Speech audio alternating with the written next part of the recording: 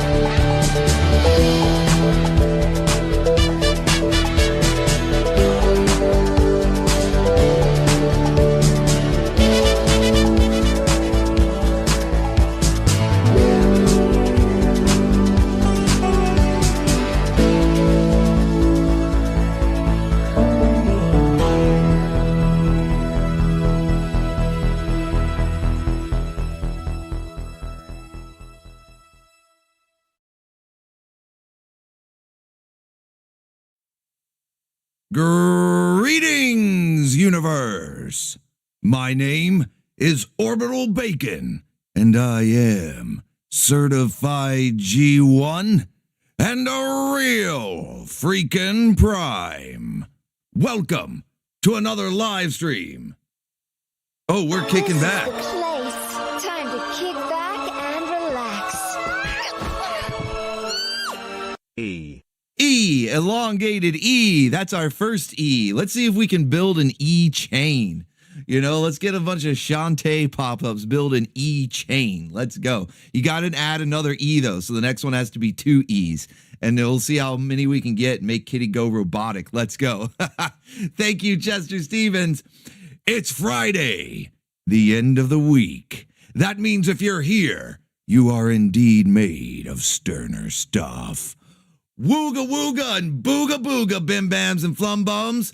What's going on? Welcome back to another edition of Sterner Stuff. Who's ready to set sail? Who's ready to cruise right into the weekend? I know I am. Another week done. We made it. I never had a doubt. Let's go, Robin Chaos. The E-Chain. Let's go.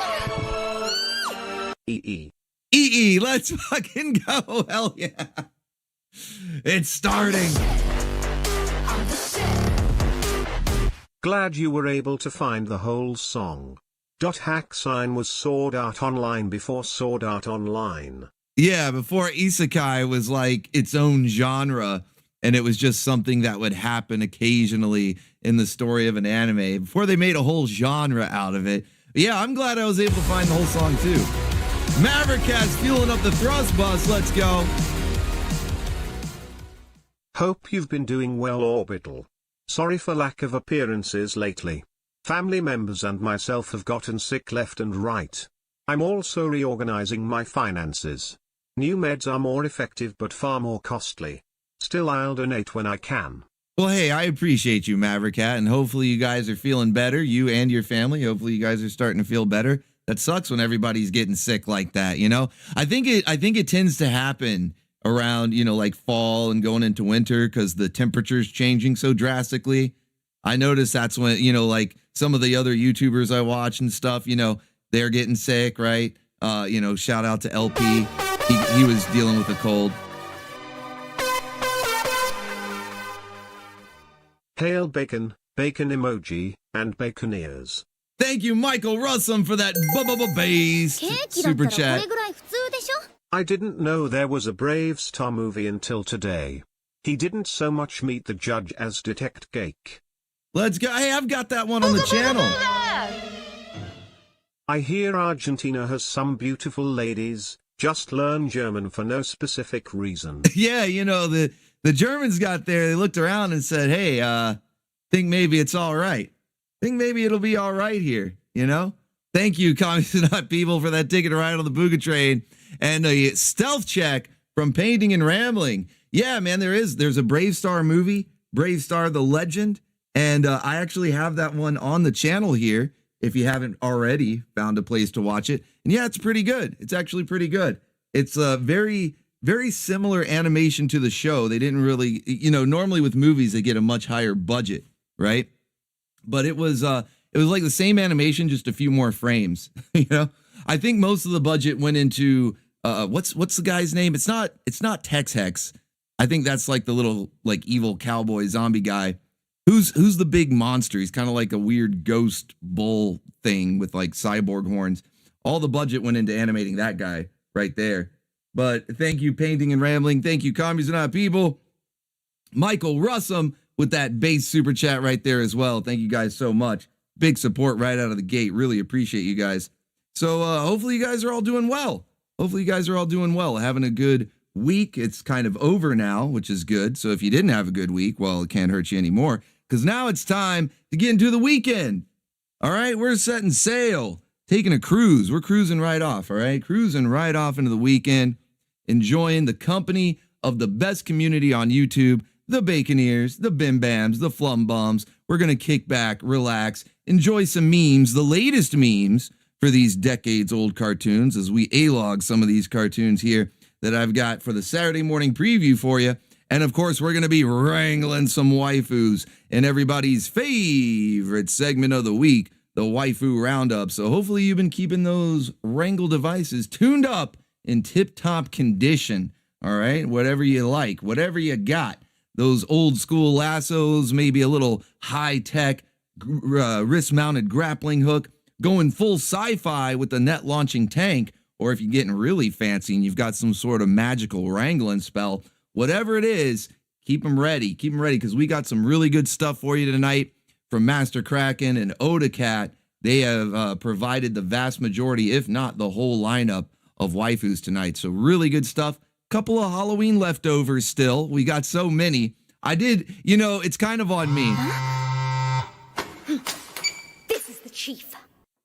Right, got it. Hail to the chief. Hail to the chief and hail Whis, the other half of the Cheddar Swiss coalition, both representing now. Whis putting a call in the chief saying, hey, I want to be stream boss. You got it, man. You are currently stream boss. Michael Russum was there, but putting a call into the chief, man, she can get it done. All right, she can get it done. She just, I don't know. I can't really pinpoint exactly why, but she holds a lot of sway here on the on the station. I don't know. She can get it done though. But thank you, Wiz. Appreciate that. And then Prince of the Abyss with a visit from the Gyat Fairy. Let's go. Allow me to officialize my position as the philosopher of the chat by this little bit of wisdom. Life is like dog sled. If you don't become the lead dog, you'll never get a change of scenery. Trust me, I've got more. This is the chief. Right, got it. Melon's so nice, we had to see them twice. Thank you, Chester Stevens. A little tag team action there. The Cheddar Swiss coalition, Chester and Whis combining. Yeah, so nice. We had to see it twice there, putting a call into the chief. And like I said, you put a call into the chief, she gets it done. And now Chester Stevens is the stream boss. I told you, man. She's got a lot of sway. Okay, she gets it done for you. Okay, she gets it done for you. Gunjeezy. A happy moment. My ninjas. My ninjas, what's going on, Gunjeezy Fashizi, with a happy moment there, making Godzilla dance. Let's go. Godzilla always fails the stealth check. He's gigantic. But Yuri failed the stealth check as well. We like to see that. That's kind of what we look forward to. This is the chief. Right, got it. I hope she puts that phone in her back pocket next time. Well, there's another super chat pop up, where I don't think she has any pockets. I don't think she has any pockets. The suit doesn't have room. She can barely fit in. She can barely fit in when she's trying to pilot the robot. She barely squeeze in there, But thank you, Bloodwork. Appreciate it, man. Massive support right out of the gate. Glad you guys are fueling up the perpetual waifu machine, because you know the waifus, they go whack for the stack. Let's go. Let's go. So yeah, we got some really good stuff for you tonight. Like I said, few Halloween leftovers. That's on me though, because I put in a lot of orders leading up to October. And then of course, all throughout October, I just had the artist constantly working on waifus dressed in costumes. And I might have gone a little overboard. Okay. Might have gone, but I was thinking better to have too much than not enough, because you guys are incredibly generous each and every week. So my thinking was, let's have more than enough. And if we end up with a little overflow, that's fine. We'll just have some Halloween leftovers. You can't eat all that candy in one night anyway. So we're going to have some Halloween leftovers. So we still got some of those, some waifus dressed in costumes. We got a couple of new ones as well, because we are, we're getting into the fall season. There's a couple of popular fall fashions here on the station. I think the best one is the tiny overalls. It's kind of like it's harvest season. You got to harvest all the crops before it gets too cold. So the waifus, they're working out in the field. So they got the tiny overalls on. That's my favorite. That's my personal favorite of the fall fashions. I don't know. What about you guys? What about you guys? What's your favorite fall season fashion? I know we've got some that are like year round, tiny mini skirts year round, even bikinis year round. There it is. I finally get a few days off, but when I come back, this happens. Oh, great. Shaboxa, you liar. One mustn't forget the cake. The cake is just as important as the melons. And calling them yams is a disservice. What? What do you mean? What do you mean? What? Yams is like our classic name for him. Reverb 154. Thank you though for the big dono right there. Really appreciate it. And as you see, I told you. I don't think her outfit allows for any pockets. There's no space. This is the place. Time to kick back and relax. E. Oh, well, Kitty, why didn't you read them all? Kitty's trolling us. Kitty is trolling us. It's supposed to be the E chain is EEE. Making me do the work there, Kitty. Oh, he's trolling us, man. Holy shit. But thank you to Arca88 continuing the, let's see how elongated we can get that E chain right there. E elongated E. We're up to three. So we got 3 E's. Next one's got to be 4. Maybe it's because they weren't all caps. I don't know. Kitty's trolling us. Yeah, he's going on vacation. He's like, look, Thanksgiving's coming up. I'm starting my vacation early. I'm not reading all those E's. Damn it, Kitty. Damn it. Prince of the Abyss says, I'm a sucker for a tight sweater. Yeah, that's good. That might be more like winter. I know it does start to get chilly in the fall, so tight sweater's not out of the question, but that's definitely at the very least a winter fashion we'll see coming up. I don't know. Do we need some new ones? Like I've been enjoying just the current fashion trends that we have all year round. Like I said, mini skirts, bikinis, even though that's kind of a summer thing. But on the orbital station, it's completely heated. The orbital station's enclosed. I mean, it's in outer space, for crying out loud. So we have it. We keep it, well heated all year round so that we can have bikini season all year round. There are armor bikinis, I would say, is like the just for summer. We'll do armor bikinis just for summer. Maybe furkinis, because even that can get pretty warm, all that fur, even though it's a bikini. But yeah, we got all of our favorite fashion trends, man. It's crazy. So we're gonna see some good stuff here for you tonight.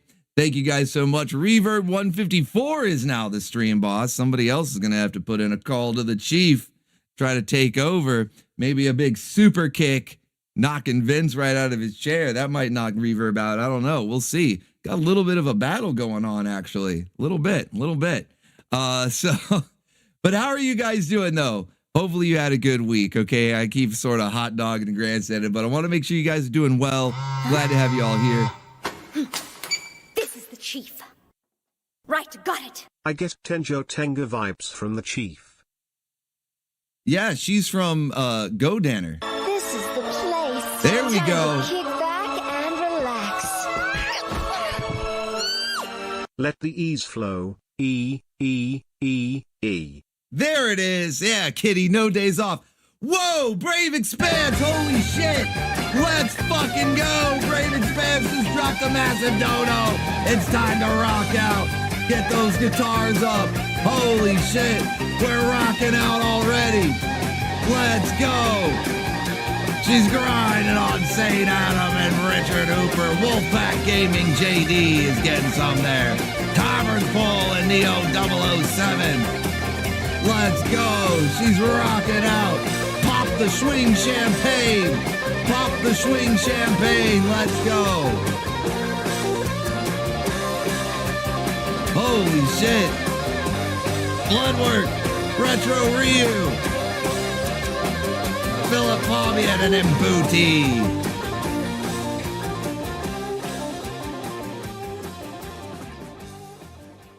Sterner stuff yacht sails waves, soft lights, no rush. Grab your spot. I like that.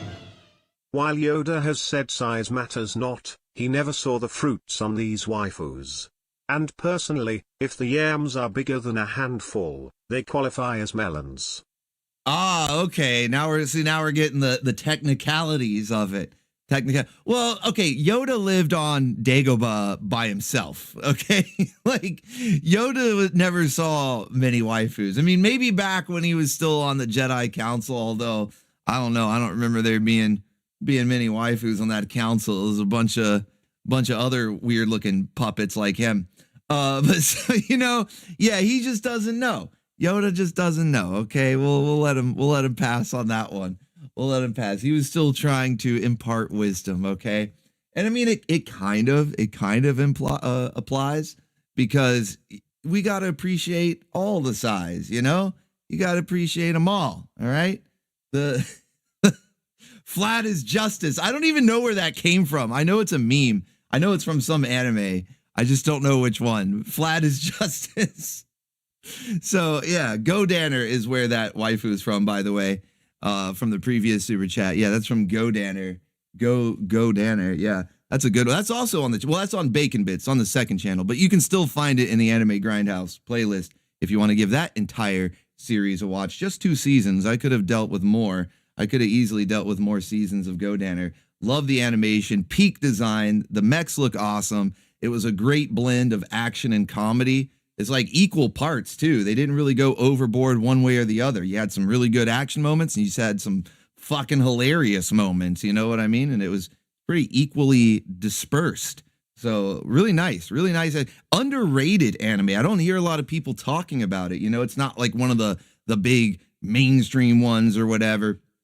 Definitely needs more attention, okay? It's really good. So yeah, just check out the Anime Grindhouse playlist if you want to check out that series. It's really, speaking of series like that, we've got one coming up for the Grindhouse tomorrow night. I pulled a little bit of an audible for those that are channel members over on Coffee, the Blue Wrenches in chat. You guys got an early preview of tomorrow's lineup for Saturday morning, as well as the Anime Grindhouse. But then about, I don't know, 12 hours or something after I posted it, I changed my mind. I was like, no, actually, I want to show this instead. I was kind of doing some checks on it, making sure. And I thought, you know, it's getting kind of late, getting kind of down to the wire. I'll go ahead and post it. But then the checks cleared, you know, no copyright blocking or anything like that. So I was like, oh, no, we're doing it. So I edited the post. So, I mean, you know, you guys, if you went back and looked at the post again, then you know what it is. But if you haven't checked back, then yeah, pull a little bit of an audible there, you know, change it up. But I think that no one will be disappointed with this one. And for those that didn't even see the preview post, well, you're in for a nice surprise. I'm really looking forward to what we got coming up on tomorrow night's Anime Grindhouse. It's another one of those, much like Go Danner, where it's kind of equal parts action and comedy, stacked and packed with waifus, just like Go Danner was. Even a little bit of a similar art style to it, although not really in the same genre. There's no giant robots, at least not to my memory, my recollection. But, you know, some good stuff nonetheless. I think you guys will enjoy it. And also, just like Go Danner, it could have done with more seasons. It didn't even get as many episodes as Go Danner did. It's even shorter. So we're going to get through it in just like 2 weeks, like tomorrow and next week, and it'll be done. So That's kind of a bummer. But at least we get the full series, okay? So we'll be previewing that here in the Anime Grindhouse when we get to that segment. We've got the Saturday morning preview for you guys ready to go. And then, of course, the waifu roundup at the end of the show. And we're already stacking up that perpetual waifu machine. So we're going to wrangle some waifus tonight. I think you guys are going to enjoy it. So thank you so much to everybody for the massive support right out the gate. Thank you to everybody for being here. We got a good crowd, over 100 already. Glad to see you guys here on a Friday night. This is the best way I know how to kick off a weekend, with the Baconeers, best community on YouTube. Are you guys ready to relax, have some laughs, enjoy the start of the weekend? Another week done. Let's go. But let's say hi to the folks in the chat. Go ahead and like up the stream for me. Thank you guys for being here. And if you're new, I'm going to let you know what to do. But everybody else, I think you guys already know the drill. You just got to put that bacon in the sky. Send it way up high, all the way up into orbit. Let's go. Let's see who we got in here. I see Hellspawn Leviathan. What's going on, brother? We got Retro Ryu. Good to see you. We got Isaac Neater. What's going on? Says maybe we'll get some less seen waifus like Gwendolyn. Yeah, you never know. You never know. Got to keep those eyes peeled. We got Philip Fabian. Says just finished the new episode of Ultraman Omega, and it was pure Zook. A lot of Ultraman is. I got to check it out. You know, I haven't really ever gotten that much into the series, but I do know there's a lot of Zook there, especially those clips you guys sent in during the Toku themed channel surfing. It made me really want to start watching some Ultraman. We got Ricardo Vasquez. Hell yeah. Blood work for crying in the mud, Bobby. Everybody run. It's blood work. We got Sane Adam. Hail, brother. What's going on? Hunter Batista. Sieg Zion. Sorry, I said that wrong. Sieg Zion. There we go. Got to make sure. I got to make sure I get that right. That's not a good flub. Anthony Drozos, what's going on? We got Ron McChaos. Hail. Taverns Pole. Hail, brother. The O slash with the bacon. Let's go. We got Wiss, one half of the Cheddar Swiss Coalition. We got Impu T, Storm Shield, Richard Hooper. What's going on? There's Chester Stevens, the other half of the Cheddar Swiss Coalition. The tag team champions are here. We got Tomatoes, Killer Tomatoes. What's going on? Lone Wolf is here, says reporting for YAMS, sir. Aye, Lone Wolf. No Name OVA with the PTS dog from Rambo as his profile picture now. That dog has seen some shit. Poor doggo. Vixen 4327 is here. We got K Ojo. Nakama Forever. What's going on? Drunken Taoist. What's up? Mr. Kezerdrix. Good to see you, sir. Warwicked 27. Awesome, brother. What's going on, man? Omas is here. We got Reverb 154. Hell yeah. Wolfpack Gaming JD. Tim J. Hail, brother. What's up? Kenzo's Creation, my eternal rival, and Crossfire. That's right. It's Zoomerangs to the death. Let's see. We got Matthew Skudzienski. What's up, man? Neo 007. Prince of the Abyss says, I'm going to need a bigger boat. Whoa, buddy.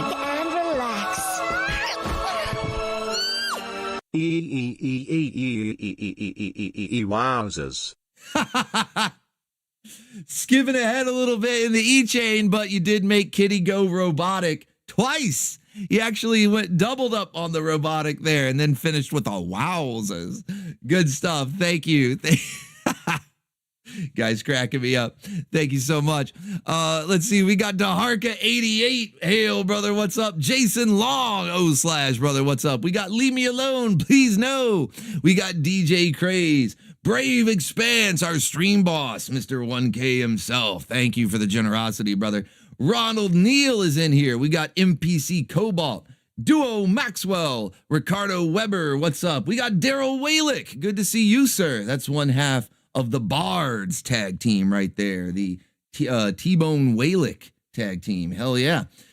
Caleb Goldie. What's going on, Caleb Goldie? Zach Long is here. We got Maverick Cat, Little Retsy, Wires. We got our wires. Hopefully they're not crossed though. We got Medieval Syphilis says, no, he changed the tune. What tune? Wait, what tune did I change? Did I change a tune? I don't know. But good to see you, Medieval Syphilis. Are you Bloodwork on was it Wednesday? I think Bloodwork on Wednesday was like, I want you to sing The Bacon in the Sky like you used to. Is that the tune you're referring to? You got, I figured that was starting to get annoying. That's the reason I changed it. I'm like, probably getting annoying. Let me change it up a bit. If the Baconeers haven't heard the news, the Roger Rabbit was returned to his creator this week. The lovely Jessica Rabbit is free from the tyrannical grip of the House of Mouse, free to sing, free to dance, and free to be the waifu we remember. Oh, finally. I did hear about that. I heard Disney lost the rights to Roger Rabbit. So that is good news. Anytime Disney loses the rights to something, that's everybody else wins. Okay? Everybody else wins. So that is good news. Thank you. Thank you for reminding me and informing any Baconeer that might not have heard the good news. Tony Nugget is in the chat, says, I'm here in the shadows as always, with his nuggets, I'm sure. Let's see who else we've got. Owl Slayer, what's going on, Owl Slayer? Good to see you as well. We got James D. Morris. We got Cyber Changeling. What's going on, Cyber Changeling? Rob TV is here. Hell yeah. Let's see. Did I miss anybody? Scrolling down, looking for more bacon. I think I called out everybody with the bacon up there. Now I just got to look for names I haven't called out yet. Chester Stevens with a visit from the Gyat Fairy. Let's go. Anytime Disney loses anything, the world sleeps a little easier. That's right. That's right. It's a win-win for us. It's a lose for Disney, but that's a win for us. Painting and Rambling says, oh, I don't think he said them all the E's. Yeah, Kitty, when he starts going robotic like that, he's trying to like skip some of them, but it sounds so funny. I'll let it slide. You know what I mean? I'll let it slide. It's okay. It's so funny sounding. He goes full robotic. I don't mind at all. Medieval Civil says, yes, I sing along every time. Okay. Well, then you know what? Maybe I need to start singing the Bacon in the Sky thing again. I'll bring it back. I was like, man, I hope this isn't like just making people go, okay, all right, the bacon's up. Let's go. All right. So it's just a little hot dogging and grandstanding, you know, just a little hot dogging and grandstanding. Let's go. We got Crossfire. You'll get caught up in the Crossfire. Speaking of singing and hot dogging and grandstanding, what's up, Crossfire? Let's see. Did I catch everybody else? Terror King Mugen is in the chat. What's the stream today? Oh, well, it's Sterner stuff, just like every Friday. Okay, we're going to be doing the Saturday morning preview, wrangling up some waifus in the waifu roundup. And then, of course, tomorrow we've got Saturday morning cartoons in the anime grindhouse. But we do this every Friday. This is what we do every Friday. It's the best way to kick off the weekend, okay? I don't know about you guys, but I typically have a pretty busy week. You know, it's rare that it's like, oh yeah, nothing happened. You know, I was bored. I can't remember the last time I was bored. Okay. I can't remember. If anything, time goes by way too fast. I'm like, no, the sun is already setting. What happened to today? So yeah, it's just like too much going on. So yeah, very busy weeks. They fly by. So every Friday we like to kick back and relax. We set sail on board the Gyat Yacht here, just cruising right into the weekend. All right, just cruising right on in. We got Rex Rude 99. Hey, old brother, what's going on? Urahara is in here. He says, what's up? What's going on, Urahara? All right, good to see some new faces in the chat. Lots of familiar faces. Always great to see you guys. But hey, new faces, stick around. Become familiar faces, okay? This is the best community on YouTube. We have a lot of fun.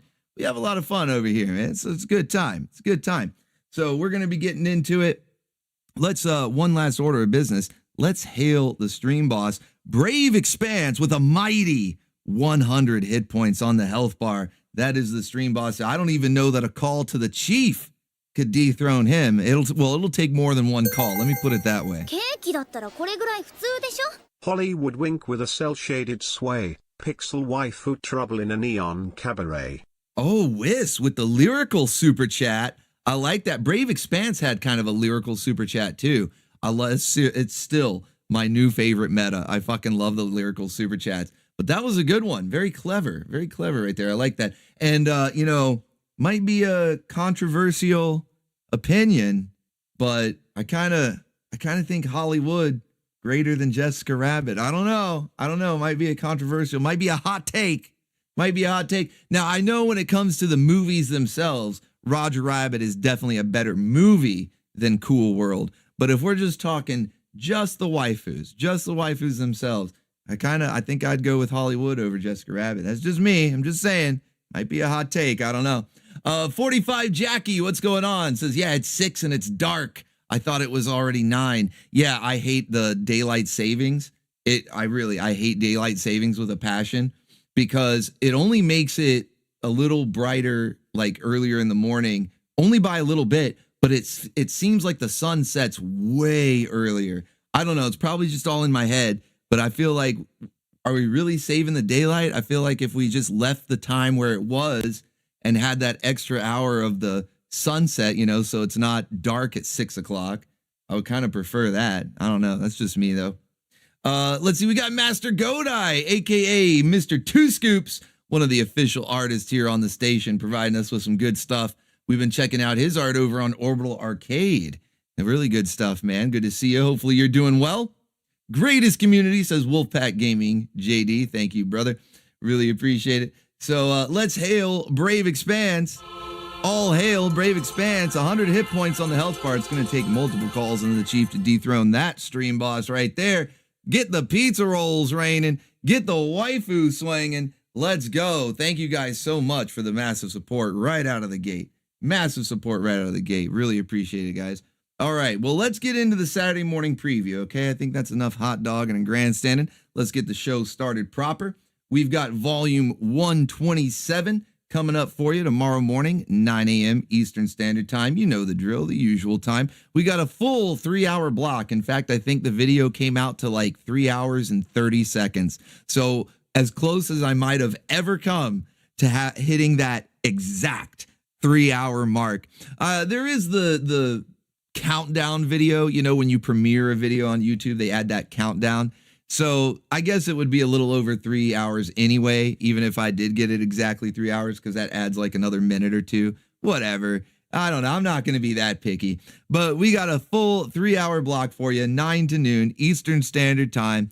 And this is the one I was talking to you guys about it on Channel Surfing. I think most of you are here. So if you remember on Channel Surfing, not only was the theme your dream Saturday morning lineup, but I said that I was going to go through and pick the ones, especially that could pass copyright, but just the ones that seemed like a lot of fun, maybe something that we haven't seen before, or at the very least haven't seen in a while, something I haven't put in the lineup in a while.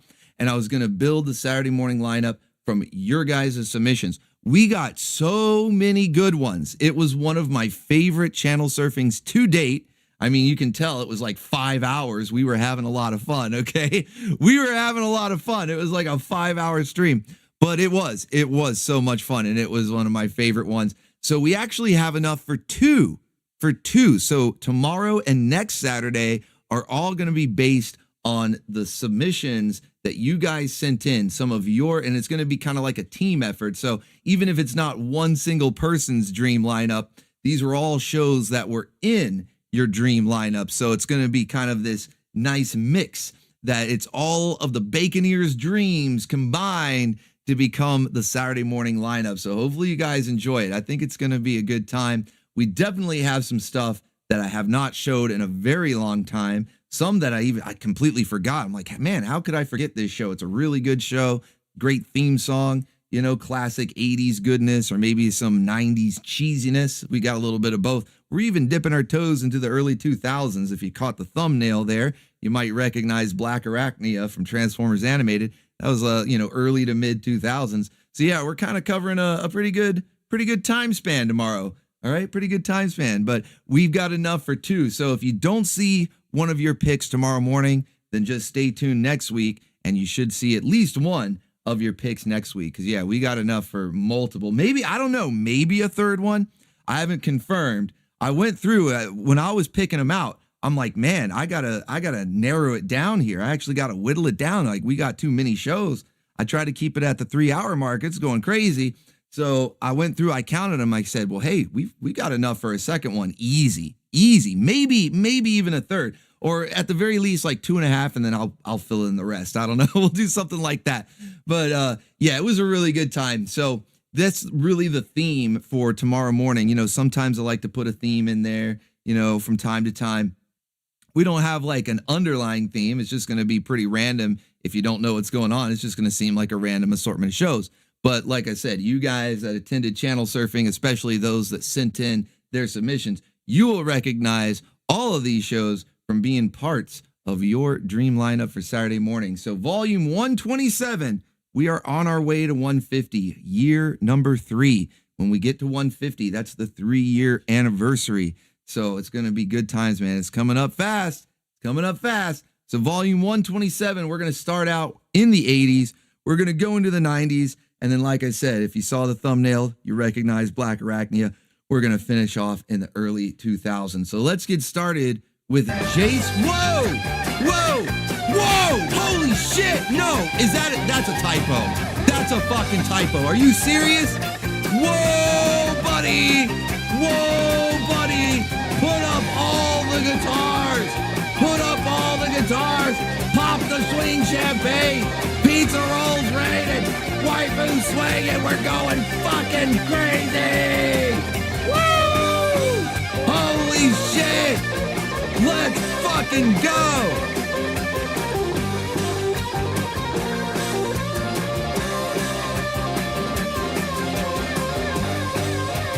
He said no typo, holy shit!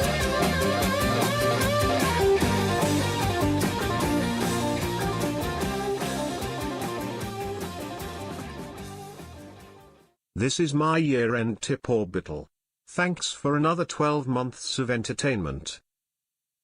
Holy shit, Brave Expanse, thank you! Are you kidding? Thank you, man! Holy shit! Yeah, it's gonna break the meter. Whoa, buddy! Thank you so much, man. I'm blown away. I don't know. I don't. I'm like, yeah, let's pop the swing champagne, get the pizza rolls raining. I don't even know what else to do. I don't have enough pizza rolls. We got to get all the waifu swinging. Holy shit! Whoa, man, I'm speechless. Yeah, I'm speechless. Yeah, Caleb Goldie, that's right, man. I'm speechless. I don't even, I'm zooking out, man. No, man, he's just zooking out. He'll be okay. Hi, fucking yeah. Hi, fucking yeah! Holy shit, man. Thank you so much. Thank you so much. I mean, look, I am blown away. Like, I'm so glad that you're enjoying the content. That's all really I ever wanted, was a great community, which is what you guys are, is a great community where we can all enjoy these cartoons together, riffing on them, having fun, making jokes. That's and then the generosity. I'm just like, this is like beyond a blessing. Like, I'm speechless, man. I'm speechless. I don't know what to say. I don't have enough vocabulary. Okay, I'm highly regarded. Okay, I'm too regarded. I don't have a high enough vocabulary to thank you, to express my appreciation. Holy shit, man. You are awesome. You are awesome. Thank you. He says, I don't always tip my bacon, but when I do, I do it well. Excuse me, princess. I don't think him getting stream boss this time. He's like, he's the stream king. Okay, he's the stream king. Holy shit. Yeah, medieval syphilis. I think we're all feeling like Link right there, right? Holy shit, man. Thank you for the dono. Holy shit. Brave Expanse. Dude, thank you so much. Seriously, God bless you. Like, seriously, like, all kidding aside, man, God bless you. Thank you so much. Like, that is insanely kind. That is insanely generous. Like, I'm seriously, I'm blown away, man. Thank you. God bless you. Thank you so much. Stream Emperor. That's right, Ricardo Weber. Stream Emperor. Yeah, I'm gonna take it and I'm gonna go to Costco and just buy all the pizza rolls. Say, give me your entire stock, okay? I need all the pizza rolls. ケーキだったらこれぐらい普通でしょ? Expands spending his stimulus check early. Thank you, Bloodwork, for the stealth check. Yuri's instant fail in the stealth check now. Holy shit. Cake is detected. Thank you so much, guys. Wow. God bless all of you. Seriously, like, God bless all of you. For real. Like, I hope that each and every one of you are as blessed, like 10 times, okay? I want you all to be blessed 10 times the blessings that I feel. Okay. Like every single one of you Baconeers, you all deserve it. Okay. I want you all to be blessed 10 times. Okay. That is my prayer. Okay. God bless the Baconeers 10 times over. Wow. Wow. I'm blown away. You guys are incredible. You guys are incredible. Seriously. So thank you so much. Thank you so much, man. It's just, you guys are so awesome. Wow. So, okay, let me take a drink of water.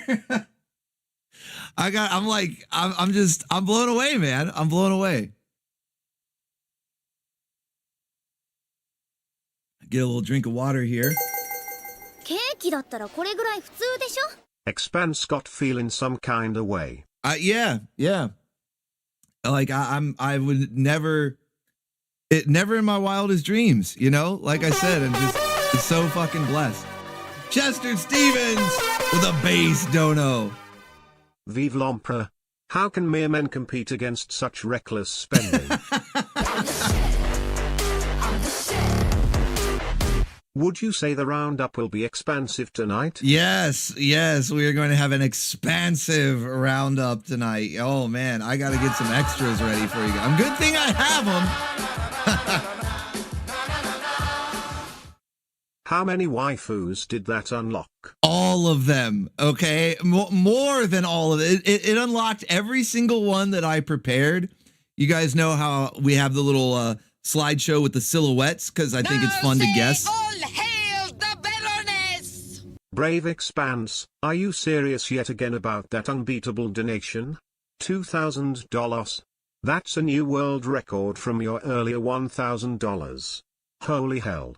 I'm damn stunned and mesmerized. Mesmerized, dude, I'm mesmerized. You're not the only one, Duo Maxwell. I'm mesmerized. Yes, and that's why I say he's the stream emperor. Viva la emperor.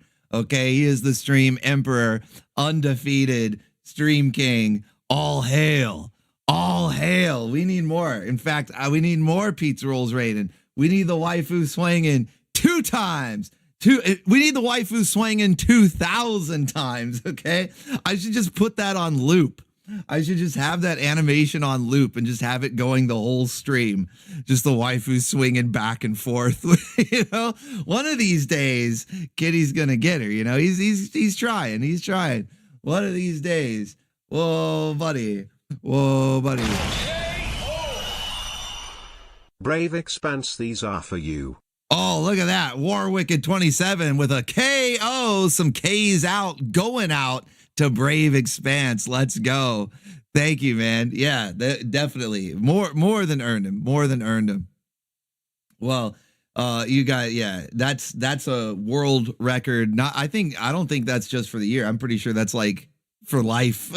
You know, that's for life. The waifu world order is just too sweet. That's why I'm gonna stay right here in the WWO for life. Let's go. Let's fucking go. All right. Well, we got some awesome stuff. Yeah, it did. As I was saying, just to answer the question real quick, how many waifus? It literally unlocked them all and then some. Okay. Like, you guys know I set up those silhouettes because I think it's fun when you guys guess, you know? I think you guys have fun too, guessing the waifu, right? So I set up enough to cover maybe half of that. I don't know. I don't even know. But I was just saying, if you guys remember, I was just saying before, like early in the stream, I said I kind of went a little overboard getting all sorts of Halloween waifus. So luckily, I've got plenty. They may not have the silhouettes, but I got plenty. Dude unlocked the entire stable. He who controls the stream controls the waifus. The waifus must flow. The waifus must flow. That's right. That's right. The stable has awakened. The waifus must flow. And oh, buddy, will they ever tonight, man. Yeah, I'm glad. I was a little worried. I was like, man, I got so many like Halloween leftovers. We might be going into December still having waifus dressed in costume. But now it's, no, I think we'll be all right. I I think we're going to be just fine. So I'm glad I did. It's good. It was good. It was good. The stable has awakened. Holy shit, man. I love the Dune references, man. Dune is, I know people think the 1984 David Lynch Dune is janky. I love it. It's my favorite movie of all time. Somehow the phrase unlock the waifus just sounds wrong. Or does it just sound right? I don't know. Thank you, Painting and Rambling. Appreciate it, man. No, where is it? Free range waifus now. All the stables, rather. All the stables are open.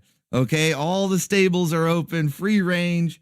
We gotta let them run free tonight. Okay, we gotta let them run free. Okay, it's crazy. We're having a party. Okay, we're having a party tonight. Let's go. Wait, so I'm not the only one? I'm seeing a lot of people in chat say that the 1984 Dune is amazing. I love it too. Love the Dune. It's cheese. Yeah, it's the Cheese-at Satarak, okay? The Cheese-at Satarak. When we start zooking out and I start to see it, I've taken the spice. My mind is expanding. I can see it. All of the waifus throughout the universe, all getting wrangled. I can see it. The stable has awakened. The Cheese-at Satarak has arrived. Let's go.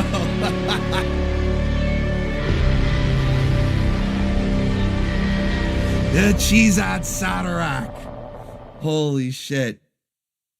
Holy shit, man. I haven't played that one in a long time. Almost forgot about that pop-up. Yeah. Oh man, we're having way too much fun already. Or the Lisan Alchiz. Stilgar, he's like, he is the Lisan Alchiz. The Cheez-It Satarak. Oh my goodness. The Lisan Alchiz. Oh man, we are having way too much fun already. We're just getting started. We're just getting started. We're already just having way too much fun, man. See, this is what I was saying to anybody that might be new in the chat, you know, shout out to the new faces. And they're like, what type of stream is this? Well, it's one where we have a lot of fun, okay? And we're just getting started, okay? We're just getting started, right? The cheese must flow, all right? So here we go. Okay, so back to the Saturday morning preview. So we're starting out with Jace and the Wheeled Warriors. I believe this one was submitted by Michael Russum, who was actually killing it last night. Everybody turned in great stuff. But we had a couple that were really stand out, mostly for those killer theme songs, man. Those are so good you could listen to them on your own. You don't even have to just wait to hear them in front of the show. You can go find, some of them even do have full versions too, like Galaxy Rangers. I think Jason the Wheeled Warriors even has a full version of it, you know? And they're good enough where you could just put them in a playlist and listen to them on your own. So Michael Russum, he had like these killer submissions where it was like back to back, just amazing theme songs and some shows that I'm like, man, I kind of forgot about these. Haven't put them in the lineup in so long. So, I was grabbing a couple of those, okay? I was taking a few of those just for the theme songs alone, but they do have some good stuff. I mean, Jason the Wheeled Warriors, that was a show. I think it got 60 something episodes. I don't know if it ever got a proper ending though. I feel like we never got a full resolution to all the storylines. Like, wasn't he looking for his dad or something? Does he ever find his dad? I don't think he does. I don't think he does. In all 63 episodes or however many there are, I don't think he ever finds his dad. It's kind of a shame, but it's still a fun show. Has some standout episodes, a few valleys, but a lot of peaks. Okay. A lot of peaks, only a few valleys. It's actually, overall a pretty good show. Plus it has one of our favorite. I see Taverns Full. I see you there, buddy. He already knows. It has one of our favorite memes. You guys already know that I'm a big fan of Mystery Science Theater 3000. I reference it all the time. And we've even adopted some of their memes to become our memes. So the best character in this show, it's not Jace. It's not, I guess he's one of the Wheeled Warriors, I guess. But really, he deserves to be in his own class. I'm talking about Herc Storm Sailor, Rip Steakface. jab, hard punch. Okay. I'm the man himself. All right. The man himself. That's where we get all of those lovely Mystery Science Theater memes that we can now adopt to the Baconeers, the Orbital Station. And so, you know, I had to put an episode that was going to feature a lot of this guy. Okay. Enough screen time for us to go through all of the names. In fact, got a little compilation right here for you. Okay. Got a little compilation right here for you. Just a sampling of what the chat is going to be like tomorrow morning. The whole time this episode is on, I expect to see nothing but Herc Smash Power names. Yeah, exactly, Imputi. Herc Smash Power, Rip Steakface. I expect to see these names the entire time the episode is on. Here's a little sample. Here's a little compilation for you. Tell me, Dave. Slab bulkhead. Fridge, large meat. Punt speed chunk. Butch deadlift. Bold big flank. Splint chest hair. Flint iron stag. Bolt Vanderhuge. Thick McRunfast. We put our faith in blast hard cheese. Oh, slab. Oh, hunk. Oh, flink. Let's get out there, kick some ass! Trunk, slam chest. Fist rock bone. Stump beef knob. Smash lamp jaw. Well, anyway, got that out of my system. I'm glad he got that out of his system. Holy shit, it's so good. Well, I'm glad he got that out of his system. Oh man, we're gonna have to play that one again. We're gonna have to. I'll go through the other memes, but it's just like last week with Goldie Gold versus the forklift. Goldie Gold versus the forklift. They tried to kill her with a forklift. We had to play that meme a couple of times. So we're going to revisit this one for sure. But yeah, that's basically going to be the chat tomorrow morning. Okay. That's going to be the chat like all morning long. It's going to be awesome. But especially during the episode of Jace and the Wheeled Warriors, after we're done rocking out to its killer theme song. Of course. First, we're going to rock out to the killer theme song. Then we're going to start spamming the chat with all of those Mystery Science Theater names. It's going to be great. It's going to be a good time. So, and that waifu you saw there, she's like a pirate queen or something. I'm trying to remember her name. I want to say it's like Morgan or Morgana or something like that. I could be completely off. I don't know. Can't remember her exact name. I just know she's the pirate queen, and she serves the role very well with, you guys saw like, hunk, and he calls her, what's he call her? Flink something. I don't know. It was perfect though. It was fucking perfect. So yeah. Cruising PC Vet, what's up, man? He says, wowzers. Hey, yeah, with an E, elongated E in there. Let's go. So yeah, we're gonna be rocking out to the theme song, putting the names up during that episode. Then, as we continue through the 80s, we're gonna stick in the 80s for the first half of tomorrow morning. So as we stay in the 80s, continue on, we're going to the Spiral Zone. It's time to get in the zone. The Spiral Zone. Actually, they fight the zone. That's what the theme song says anyway. I don't know how you fight a zone. Maybe you could fight the evil forces within said zone, but those are the lyrics. Okay, I didn't write the song. But yeah, we're going to the zone, the Spiral Zone. This is another killer theme song we're going to be rocking out to when it starts, and then enjoying a zooked out episode. So this one, and this is what really the closest thing that I could get to having any sort of underlying theme. Last week, it was like the return of the memes, right? We had October, spooky month, and so every lineup was some sort of Halloween themed episode, or at the very least an episode that would fit in during spooky month. Like every episode of Godzilla is basically a Halloween episode. It's all monsters and stuff, right? They don't have a Halloween special. But because I was trying to choose all the Halloween specials and episodes and all that, we didn't get as many of our regular memes, not as much Wrangling, not as much of the J-Law or the Frostiflakes. And so we brought it back in force last week, okay? We had full force return of the memes, and even like the combos, right? We had the combos like Goldie Gold got wrangled and then escaped using the power of J-Law, her anti-gravity shoes. Don't ask. And she immediately admitted, as soon as she turned them on, that she had no idea how to steer them. Just like a woman, okay? Just like a woman. As soon as she turns them on, not before she turns them on, she didn't like warn anybody, like, hey, these might be able to get us out of being wrangled, but I don't know how to steer them, so like help me out. Just know, like, hey, I've got it. Don't worry. I'm wearing my anti-gravity shoes. We'll be out in a jiffy. Clicks them on and then starts flying upside down, sideways, all over the place. She's like, help me. I don't know how to steer these. Dude, that episode of Goldie Gold was fucking hilarious. It had the power of 10 skydiving tigers, okay? Phantom's got nothing on it. By the power of 10 skydiving tigers, that episode was on the Zook, and they tried to kill her with a forklift, all right? So we're bringing back the memes here, but this week, this volume has a particular focus on Frostiflakes. Okay, we're doing a particular focus on Frostiflakes. You'll see a bit of wrangling. Maybe some J-Law here or there. I can't remember if there was any standout J-Law moments as I was skimming through the video, but I saw a couple of wrangles. But boy, did I see some Frostiflakes.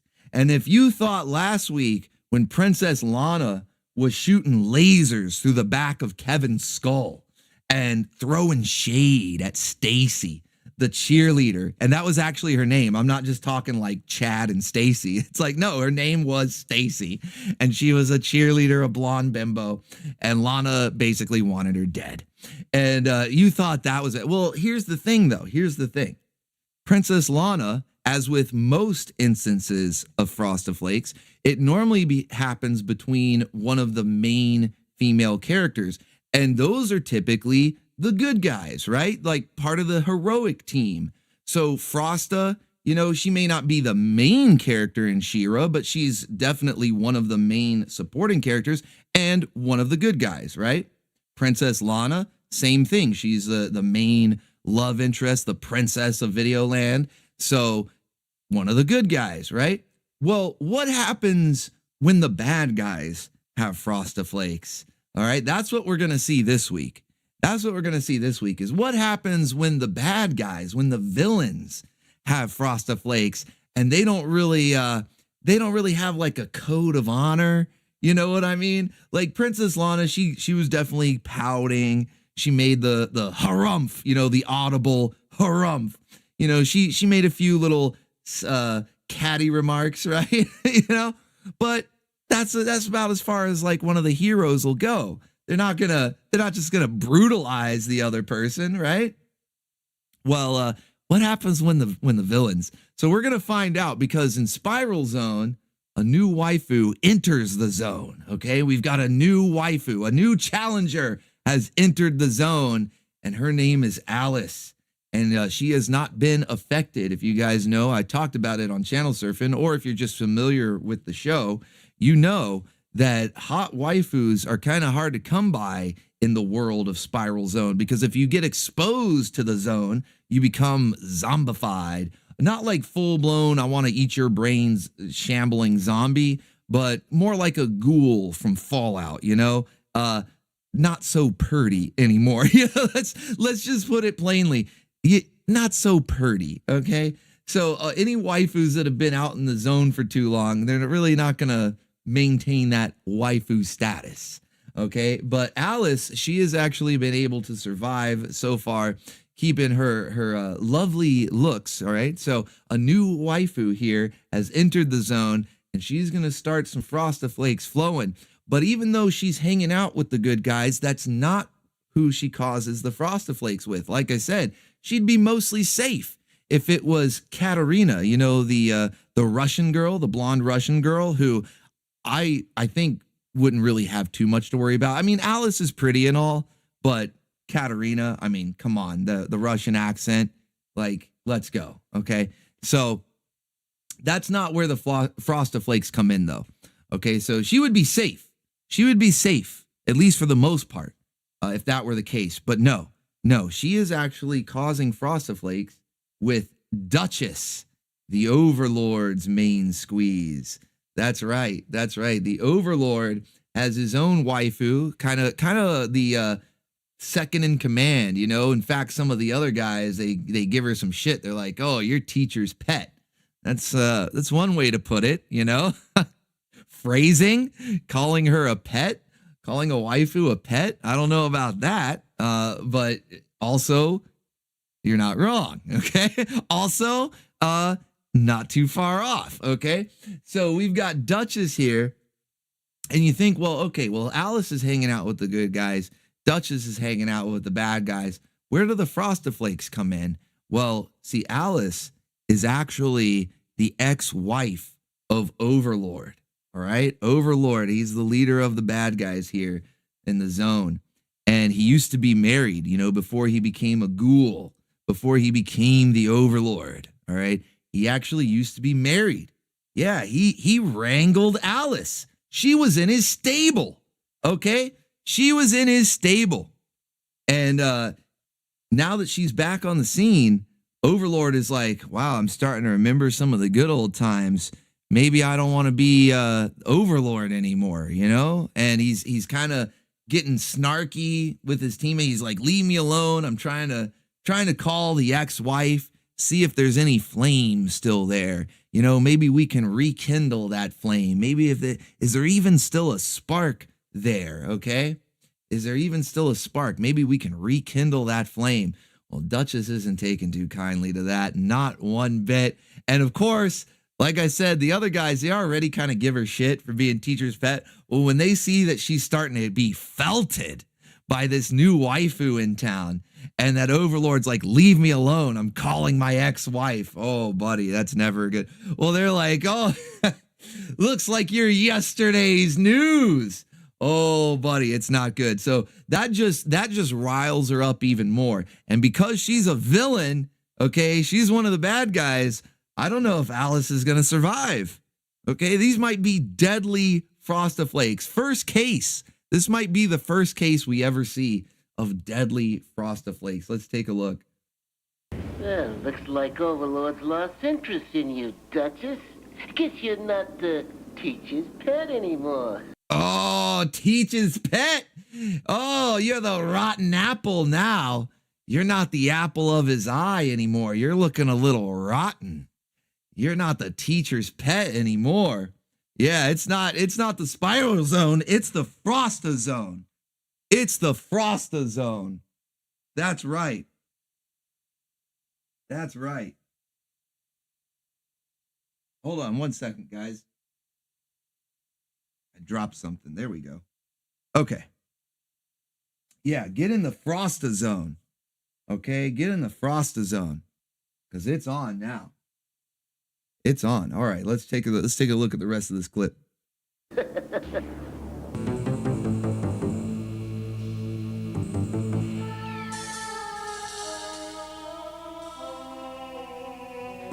You must sleep. Tomorrow will come all too soon. She'll get some sleep, all right. Katarina, no! Holy shit! Frostiflake's so deadly that Katarina got caught in the crossfire. See, this is why I say, you know, Crossfire, that is our game of choice. Not just because the board game had a killer theme song that I love to sing because it gets stuck in my head all the time. That is true. But sometimes the Frostiflakes can be so severe, so deadly, that other waifus will get caught in the crossfire. Katarina, you'll get caught up in the crossfire. Hey, darling. Oh, and she's stunned. She can't stand up. She can't stand up. She's stunned. She's blacking out. Holy shit, that's a meme we haven't seen in a while. Right? People getting stunned. This is what I'm saying. These are deadly Frostiflakes. Deadly dangerous. Okay? Deadly dangerous Frostiflakes. So yeah, Katarina's stunned. She can't stand up, can't feel her legs. Okay? Caught in the crossfire. But what about the real target? And now what I came for! And what if the episode just ended right there? It's just like to be continued, or maybe it just fades to black and you hear a gunshot. Fade to black, you hear a gunshot. Whoa, buddy. Whoa, buddy. Yeah, so Duchess, this is what happens, okay? This is what happens when the villains have Frosty-Flakes. It's a whole new ball game, okay? It's a whole new ball game. Nobody's safe. There's even crossfire happening. Yeah, Snake! Snake! Da-da-da. I should have done that like from GTA, like wasted. You know, wasted. You died. Yeah, and scene. And scene. So yeah, nobody is safe. We've got casualties from crossfire. Katarina gets stunned. We get another waifu that might not even survive the episode. Yeah, man, this is gonna be wild. Okay, so when villains have Frosty-Flakes, it's a whole new ball game. It's out of control. It's out of control. So we've got that from Spiral Zone. Then we're gonna go through the 90s. Now I think I'm gonna leave the 90s shows as a surprise. We got just a couple of them. I think the first half is all 80s.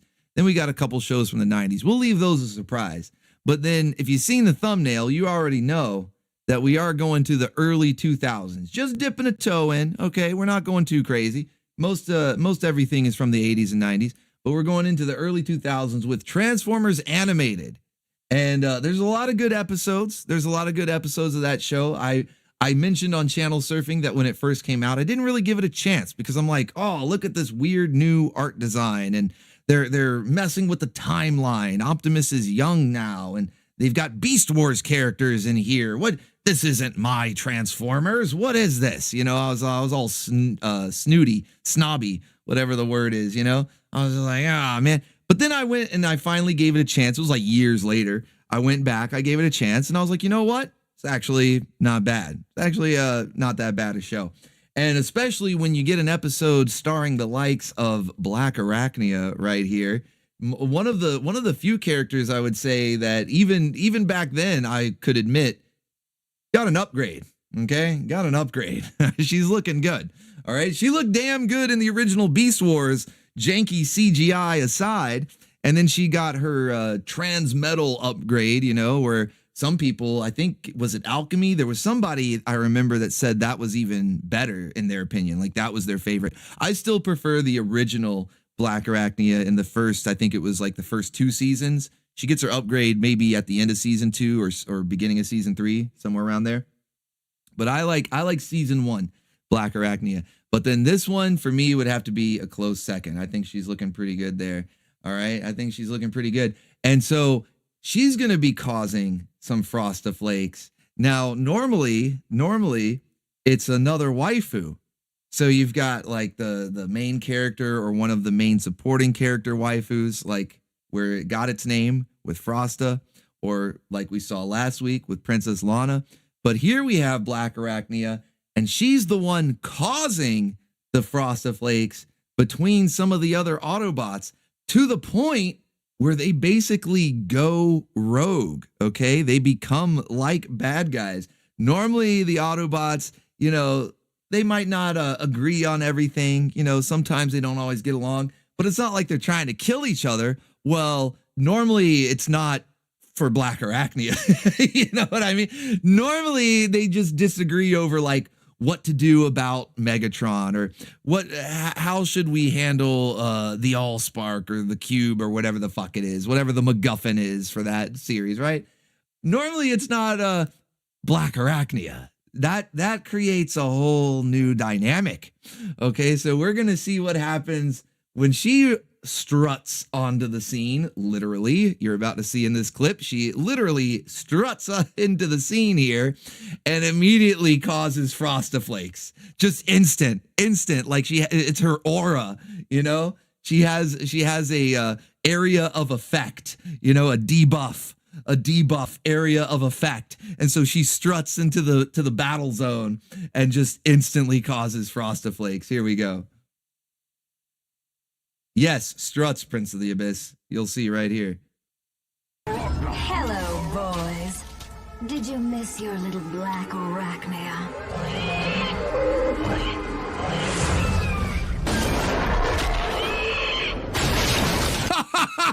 Holy shit! Grimlock just killed him. Like instantly. I told you she just struts right in. You know, the fucking smooth as silk voice there. And the Dinobots are just like, yeah! You know, they're like, yeah! Instantly. And Grimlock just killed Swoop. Yeah, poor Swoop. He's dead. He's dead. He broke him in half. Holy shit. And of course, Black Arachnia loves it. You know, look at her. Just like a woman. She's loving it. We got to see that again, though. I fucking love it. He just kills. He just murders Swoop instantly. Hello, boys. Did you miss your little black arachnia? Is she talking to them or is she talking to us? I mean, she was kind of looking into the camera. I feel like she was addressing the Baconeers there, right? Did you miss your little black arachnia? Well, did you? Baconeers? Yes? No? Did you? Feel like she was addressing us there.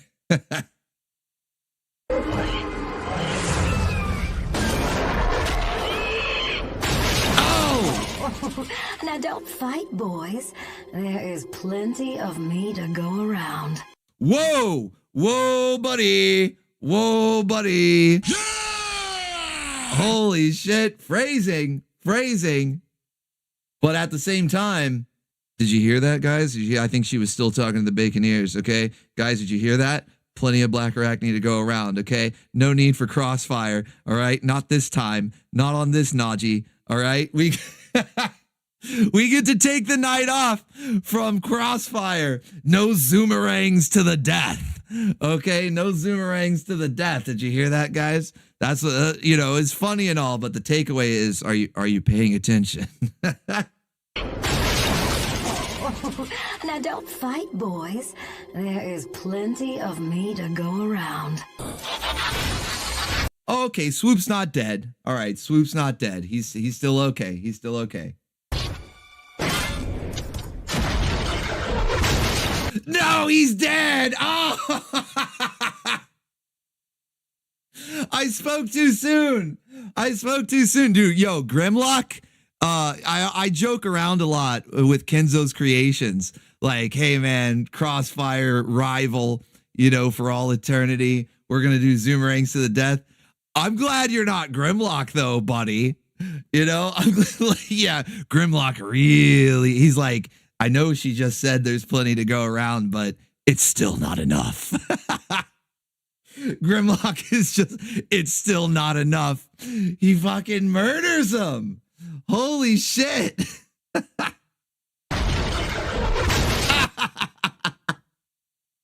They're so dead. You want to steal a kiss from me?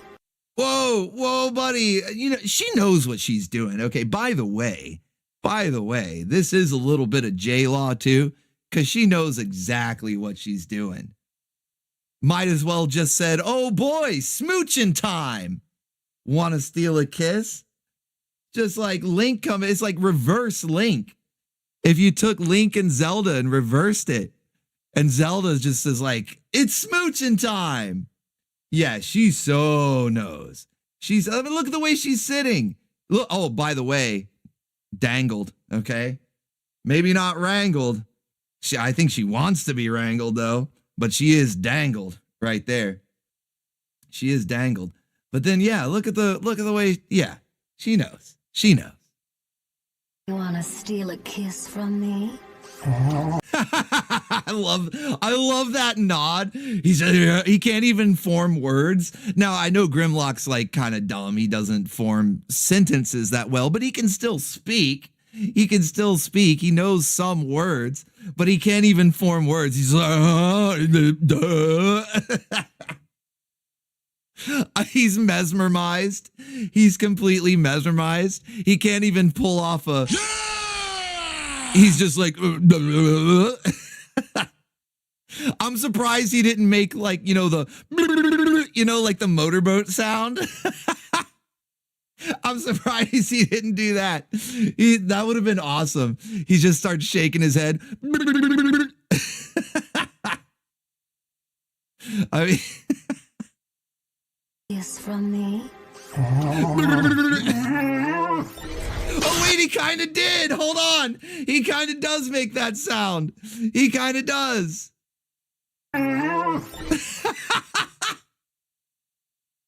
You know, that's probably, you know, he's got a metal face, so he probably can't make the exact like, you know, little humna. Wowzers. He does though. Holy shit. He does.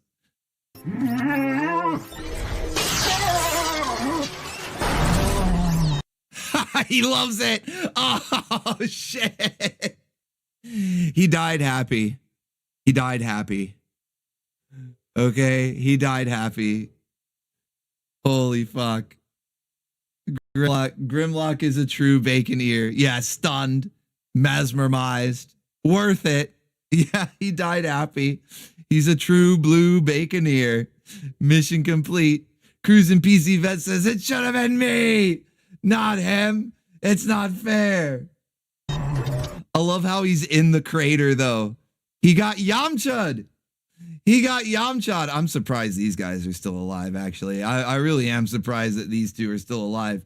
But then Grimlock falls into the crater. He got Yamcha'd, but he still wouldn't have had it any other way. Still wouldn't have had it any other way. He died happy.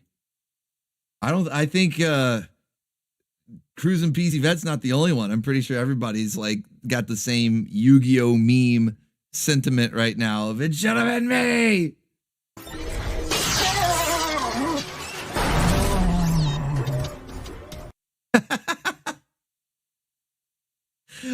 Holy shit. It's so good. So good, man. All right, but you know, that's not even where it ends. Is that an invitation for us to wrangle your hot ass, Black Arachnia? Well, yeah, I mean, I think she made it pretty clear. But she does basically, and thank you for the dono, Duo Maxwell. She does basically enslave Grimlock. At this point, he is now her loyal simp, because just like I was saying before, her aura, okay, she's got an area of effect, the debuff, okay, the Frost of Flakes debuff, area of effect. So whenever she's around, she'll just turn what would normally be good guys. Normally they'd be, you know, Autobots, Dinobots, they're on the same team. Not when Black Arachnia is around, and it happens again. And this time, the big guy, the freaking Prime, is caught in the crossfire. Here we go. More crossfire with the Frosted Flakes. I told you, we were ramping it up this week with the Frosted Flakes. You thought Lana was bad this last week. This week, they're deadly dangerous. I am really looking forward to being on bot again. Whoa, buddy. She knows what she's doing, okay? She knows exactly what she's doing. All right? It's not fair.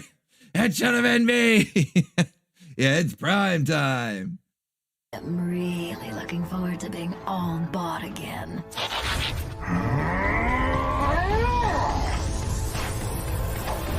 Did you see that look? Did you catch that? Did you catch that right there? That right there. Just like a woman. That's a J-Law moment. That is it may not be, you know, piloting a vehicle or whatever, but it's a J-Law moment. She knows exactly what she's doing. That look says it all. I almost want to make that an emoji for the Discord server. Like, we've got the Frosta emojis, 2 of them, in fact, to represent Frosta Flakes. And we have Skeletor for the J-Law moments. But I think we need this face right here when a waifu knows exactly what she's doing right there. The most devious of grins. Yeah, she's a temptress. She's a temptress. Oh, shit. You keep away from Spider Lady. She like me Grimlock best. Oh, don't be so jealous. You know how I feel about you.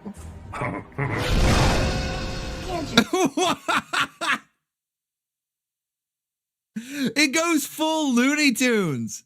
It goes full Looney Tunes, okay? You might as well be like that wolf with the eyes bugging out and his tongue rolling out like a red carpet across the table. It just goes full Looney Tunes. He's on fire for the waifu. He's on fire for her. Holy shit. Yeah, she's got too much power, Impu T. Impu says this woman has so much power. Too much. It's dangerous. Dangerous. Fire it up. Fire it up. Fire it up. That's right, Alchemy. Man, I should have put that clip in there from The Crow. Fire it up. Fire it up. Did you guys see, like, you could see his skull. Like, look at this. Look. You can see, like, his neck bones and his skull. He's gone full Ghost Rider.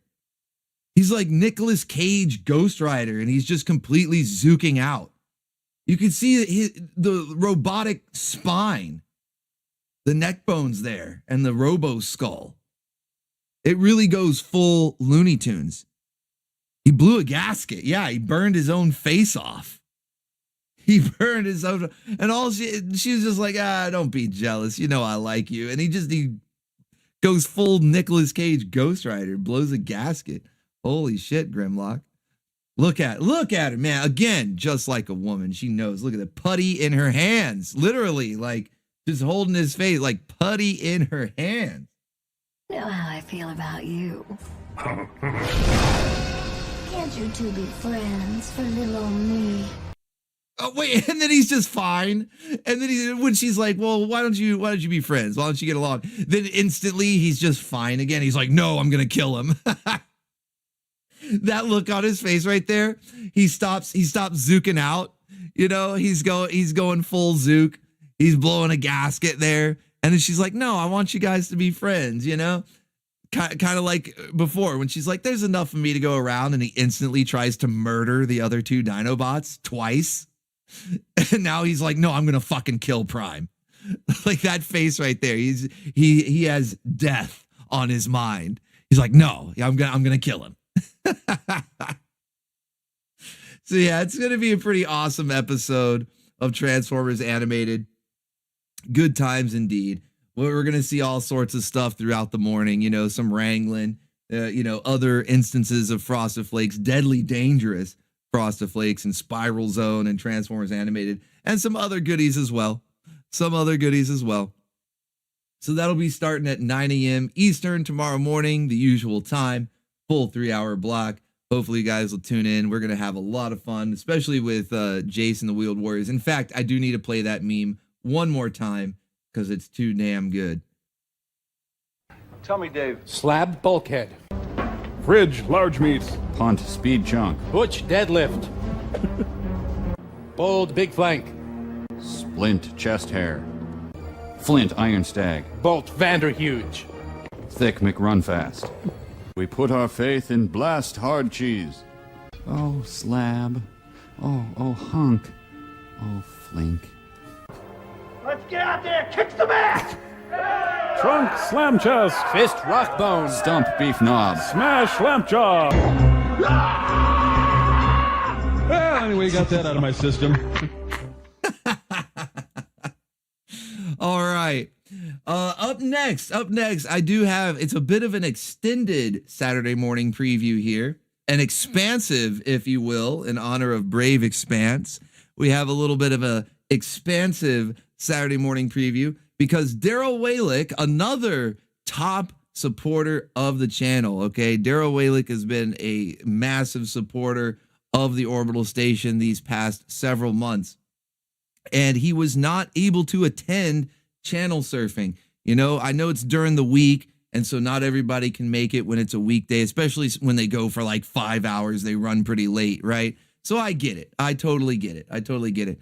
So he was not able to send in the clips that he wanted to. So we're going to play a couple of them right here. And as I mentioned earlier, that we have enough shows that were submitted from you guys on Wednesday night, as well as what Daryl wanted to send in too. to make at least another, after tomorrow, next week, make another dream lineup of all the stuff that you guys have sent in, right? We might even have enough for a third. I really do. I think that we've probably got enough for a third one here. So this is a little bit of a extended or expansive Saturday morning preview, because now you're going to see a couple of shows that are going to show up next week, okay? We don't really have full-blown memes for them or anything yet. These are actually videos that Daryl made himself, and they're pretty cool. They're pretty cool. They're kind of like the old Saturday morning previews that you would see during the shows, like in between the commercial breaks, and they're like, you know, coming up later this morning, you know, stuff like that.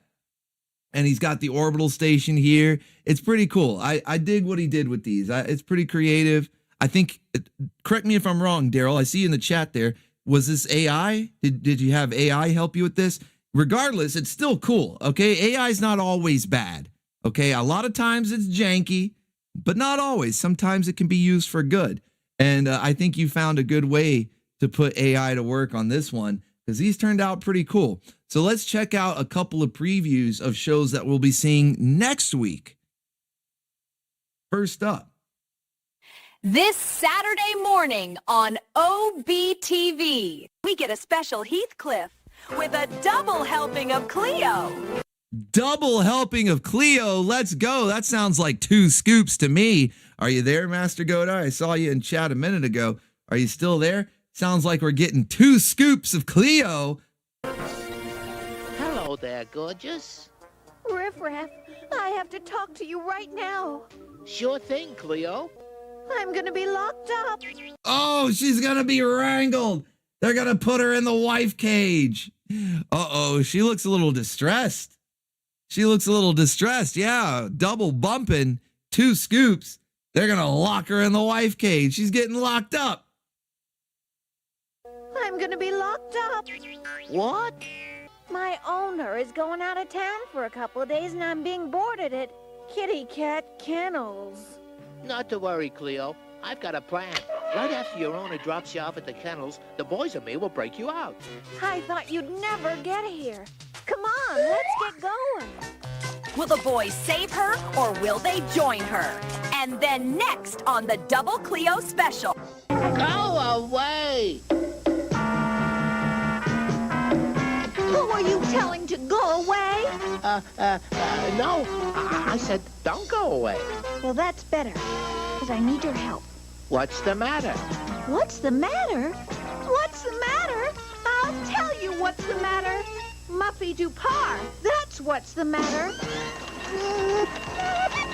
Hey, easy with the pinball machine, okay? Those things are antiques these days. I mean, they probably do make new pinball, but not like they used to. Easy with the collectible there, Cleo.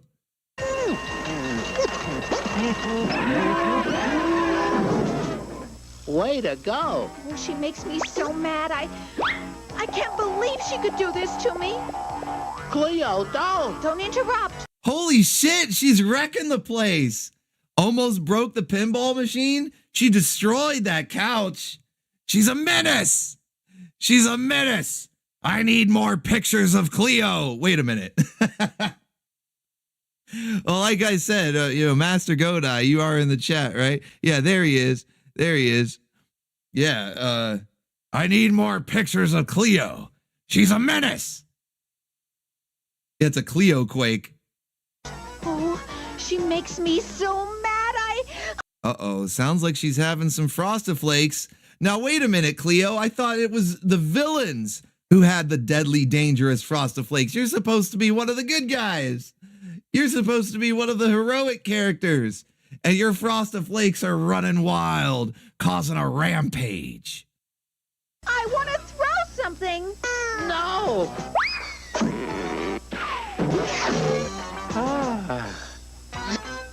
Oh, no. After all I've done for her. Holy shit, man. Look, she really is. She really is a fucking menace. She's trying to break all of his dishes. She threw his Batman lamp. I don't know. I'm saying that. I don't know what this is, but to me, it looks like a Batman lamp. So I'm just going to say that's what it is. She tried to wreck his Batman lamp. Now she's trying to throw all his dishes. She really is a menace. This is a catastrophe, a catastrophe. Oh, no! After all I've done for her, I can't believe she could do this.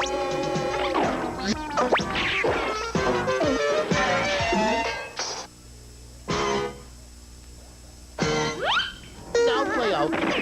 Put the Not the television TV, down. dude. How strong is she, dude? She's hulking out. She's hulking out by the power of 10 skydiving tigers. Frosted Flakes have given her the strength. She's hulking out. She's gonna smash the TV. Whoa, buddy. Whoa, buddy. Yeah, I know, Master Godai. See, that's what I'm like. I was hoping you were still in the chat. I was like, you need to see this one because we're gonna have to do a little expansive universe. Okay, this is the expansive Saturday morning preview. We're gonna have the expansive waifu roundup, and we need to do an expansive cinematic universe, like a what if, to keep Cleo from running wild here. She's a menace. Carefully. Oh, dude, he's fucking dead. She just killed him. She just killed Riff Raff, dude. Television down. Carefully. Holy fuck. If he's not dead, he has like 5 concussions. Cleomania is running wild. She broke him in half. He's fucking dead. Wow, what has Cleo so mad? Tune in and find out this Saturday morning on OBTV. Hell yeah. So that was the first one Daryl Walick made. Then we've got this next one. So we'll find out. This will be next Saturday. So when it says this Saturday, not tomorrow, but like this coming Saturday, next Saturday, okay? Just think of it that way. So we're going to get double servings, 2 scoops of Cleo. And then as well, we'll be getting... This Saturday morning on OBTV, a very special G.I. Joe. A whole new team, Skype Troll, joins the fight. Roger. Let's hit it. Yo, yo!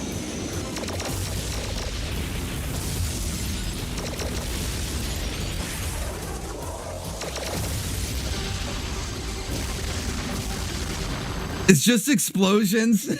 I love how it's just random explosions. What is this? Tokusatsu all of a sudden? This is the Deke G.I. Joe. The Deke G.I. Joe, which somebody did send in the opening to this one. So Daryl wasn't the only one who wanted to see this on a Saturday morning lineup. And yeah, it's basically the Toku version because it's just everything exploding. Welcome to Alcatraz. I am Warden Dandridge, and you're all gonna love being rehabilitated here. Has Cobra really been defeated? Or do they have bigger plans? I love how he throws it back. Oh, he's like, I'm not putting this thing on. Get out of here. And I think you know too much. Oh, and of course we get the Baroness looking pretty good in red there. I know normally she's in more of a like a charcoal gray or black suit. There were a couple episodes in the original series she wore blue, but she's looking all right in red. Looking all right in red. Hail the Baroness, okay? So everyone say, all hail the Baroness. What? Surrender, Joes. You have... Oh, and a mini skirt too? With thigh-high boots? Baroness, you spoil us. You're spoiling us, Baroness. I think you know too much. What? Surrender, Joes. You have nowhere to go and no weapons to fight with. We've got lots of weapons, Big Mouth. Oh no! Not the cream pie! Oh no! They hit Baroness with the cream pie. Oh no! Maybe that's what Cleo needs to calm down. I don't know. Wait, wait a minute. Hold on. Phrasing. I don't know. But oh, buddy. Yeah, so things are getting messy. Things are getting messy here in this episode of G.I. Joe. Okay, things are getting messy. Yeah, phrasing.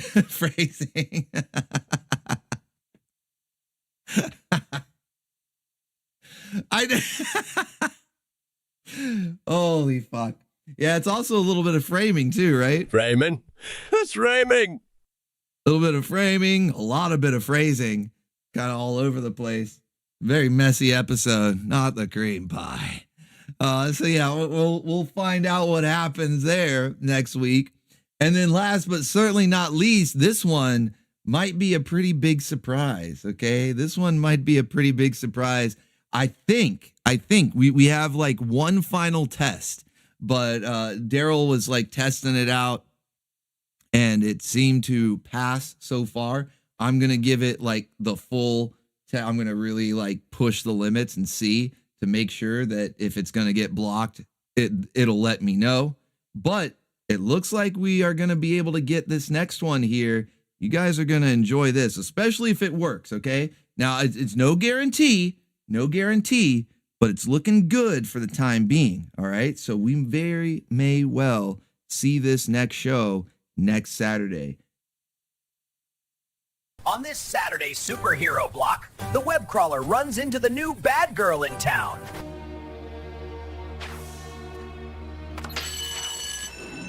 Well, that's not exactly what I had in mind for tonight, and I guess I should respond. My spider sense. I knew you'd come, Spider. Who are you? Just a stray black cat. You're definitely getting enough vitamins. Silly Spider. Cats always land on their feet. Wrangled. That was kind of a little roughhousing there, Spidey. Little roughhousing with that wrangle there, Spidey. Just slammed her right on the cake. Watch the cake there, Spider-Man. He really is a menace. J. Jonah Jameson was right. He really is a menace. Wrangling the waifu's too rough. Hey, I was just... And now wrangled and dangled. Look at that. Pulls her up by the webbing there. Wrangled and dangled. Being curious. I wanted to see if I was as strong as you. Well, you know what they say about curiosity. Indeed. I also know the value of surprise. Oh shit, she's been watching the show. She's been watching the volumes of Saturday morning cartoons. She knows all about the poot gas. She knows all about the poot gas. She's been watching. Look at that. It was right in the face. Right in the face. Wrist mounted poot gas. Yeah, she's been watching the show. So yeah, it's looking good. Like I said, no guarantees just yet. Okay, I don't want to like make any promises I can't fulfill. But so far, it's looking pretty good that we will actually get to watch an episode, that particular one with Black. If I'm going to play any, just like with the old 1981 series, the very first time I found out that series could be played, right to the Black Cat episode. So if the best one, in my opinion, the best Spider-Man show, the one from the 90s, the mid-90s there, if that one also clears, I'm going straight for the Black Cat episode. Hell yeah. So thank you to Daryl Waylick for putting those videos together. I really like the feel of the classic, during the commercial break, advertising what you're going to see like later that morning or next week or whatever. Really enjoyed the vibes there. Shout out to Daryl Waylick. He wasn't able to send those in on Wednesday, but since we're going to be doing at least two volumes of these dream lineups that you guys have selected, then hey, why not go ahead and give you an expansive preview? I'm gonna run that into the ground just because Brave Expanse, man. I'm still blown away by the generosity. So everything is an expansive edition tonight. Okay, all of it, every segment is the expansive edition. So that's what we got for your Saturday morning preview. Okay, that's what's coming up.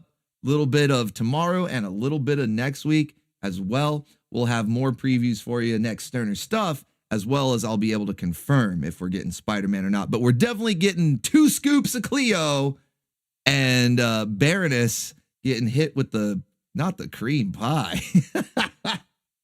Should have given that to Cleo, man. She's running wild. All right, so let's go on to our next segment here, Saturday Night Anime Grindhouse. This is one I'm pretty excited to announce. like I said, I pulled a little bit of an audible with this one. I like to post the lineup for the cartoons in the morning and the anime grindhouse for channel members. I like to post that early. Usually it's like Thursday evening or very early Friday morning, as it was the case this week. It's just kind of running late, really busy week. But then a few hours later, I changed it. I changed it because I found that something had cleared the test, didn't get blocked. And so I was like, oh, you know what? This is the one that I really wanted to show. Originally, I was going to show Master of Moskiton. We watched the first episode of it during the Halloween special of Anime Grindhouse. And a lot of you guys, you seem to like it. You're like, it's crazy. It's zooked out. Some people were even saying, I have no idea what's going on, but I like it. So we were gonna start that series, but it's a fairly long series in the scheme of things. It's like 26 episodes, 25, 26, something like that. So it would have taken us a few weeks, like about 4 weeks or so, to get through it. And so I'm like, man, I don't know if I'm ready to commit another 4 to 5 weeks to just one series. I've been enjoying either the shorter series where we can finish it all in like 1 or 2 weeks, or doing the classic Grindhouse formula of like half and half, where we get a couple episodes of one thing, maybe an OVA or a short movie or something like that, right?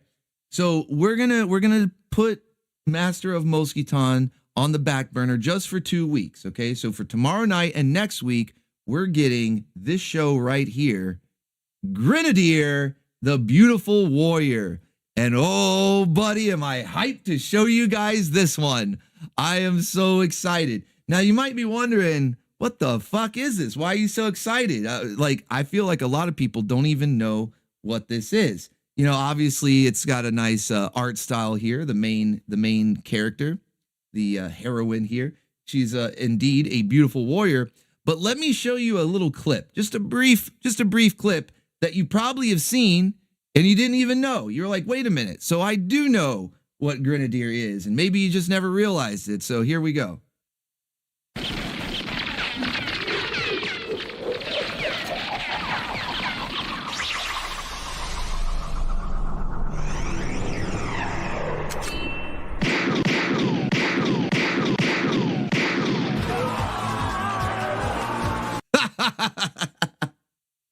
Everybody should know that scene right there. The boob ammo. That's right.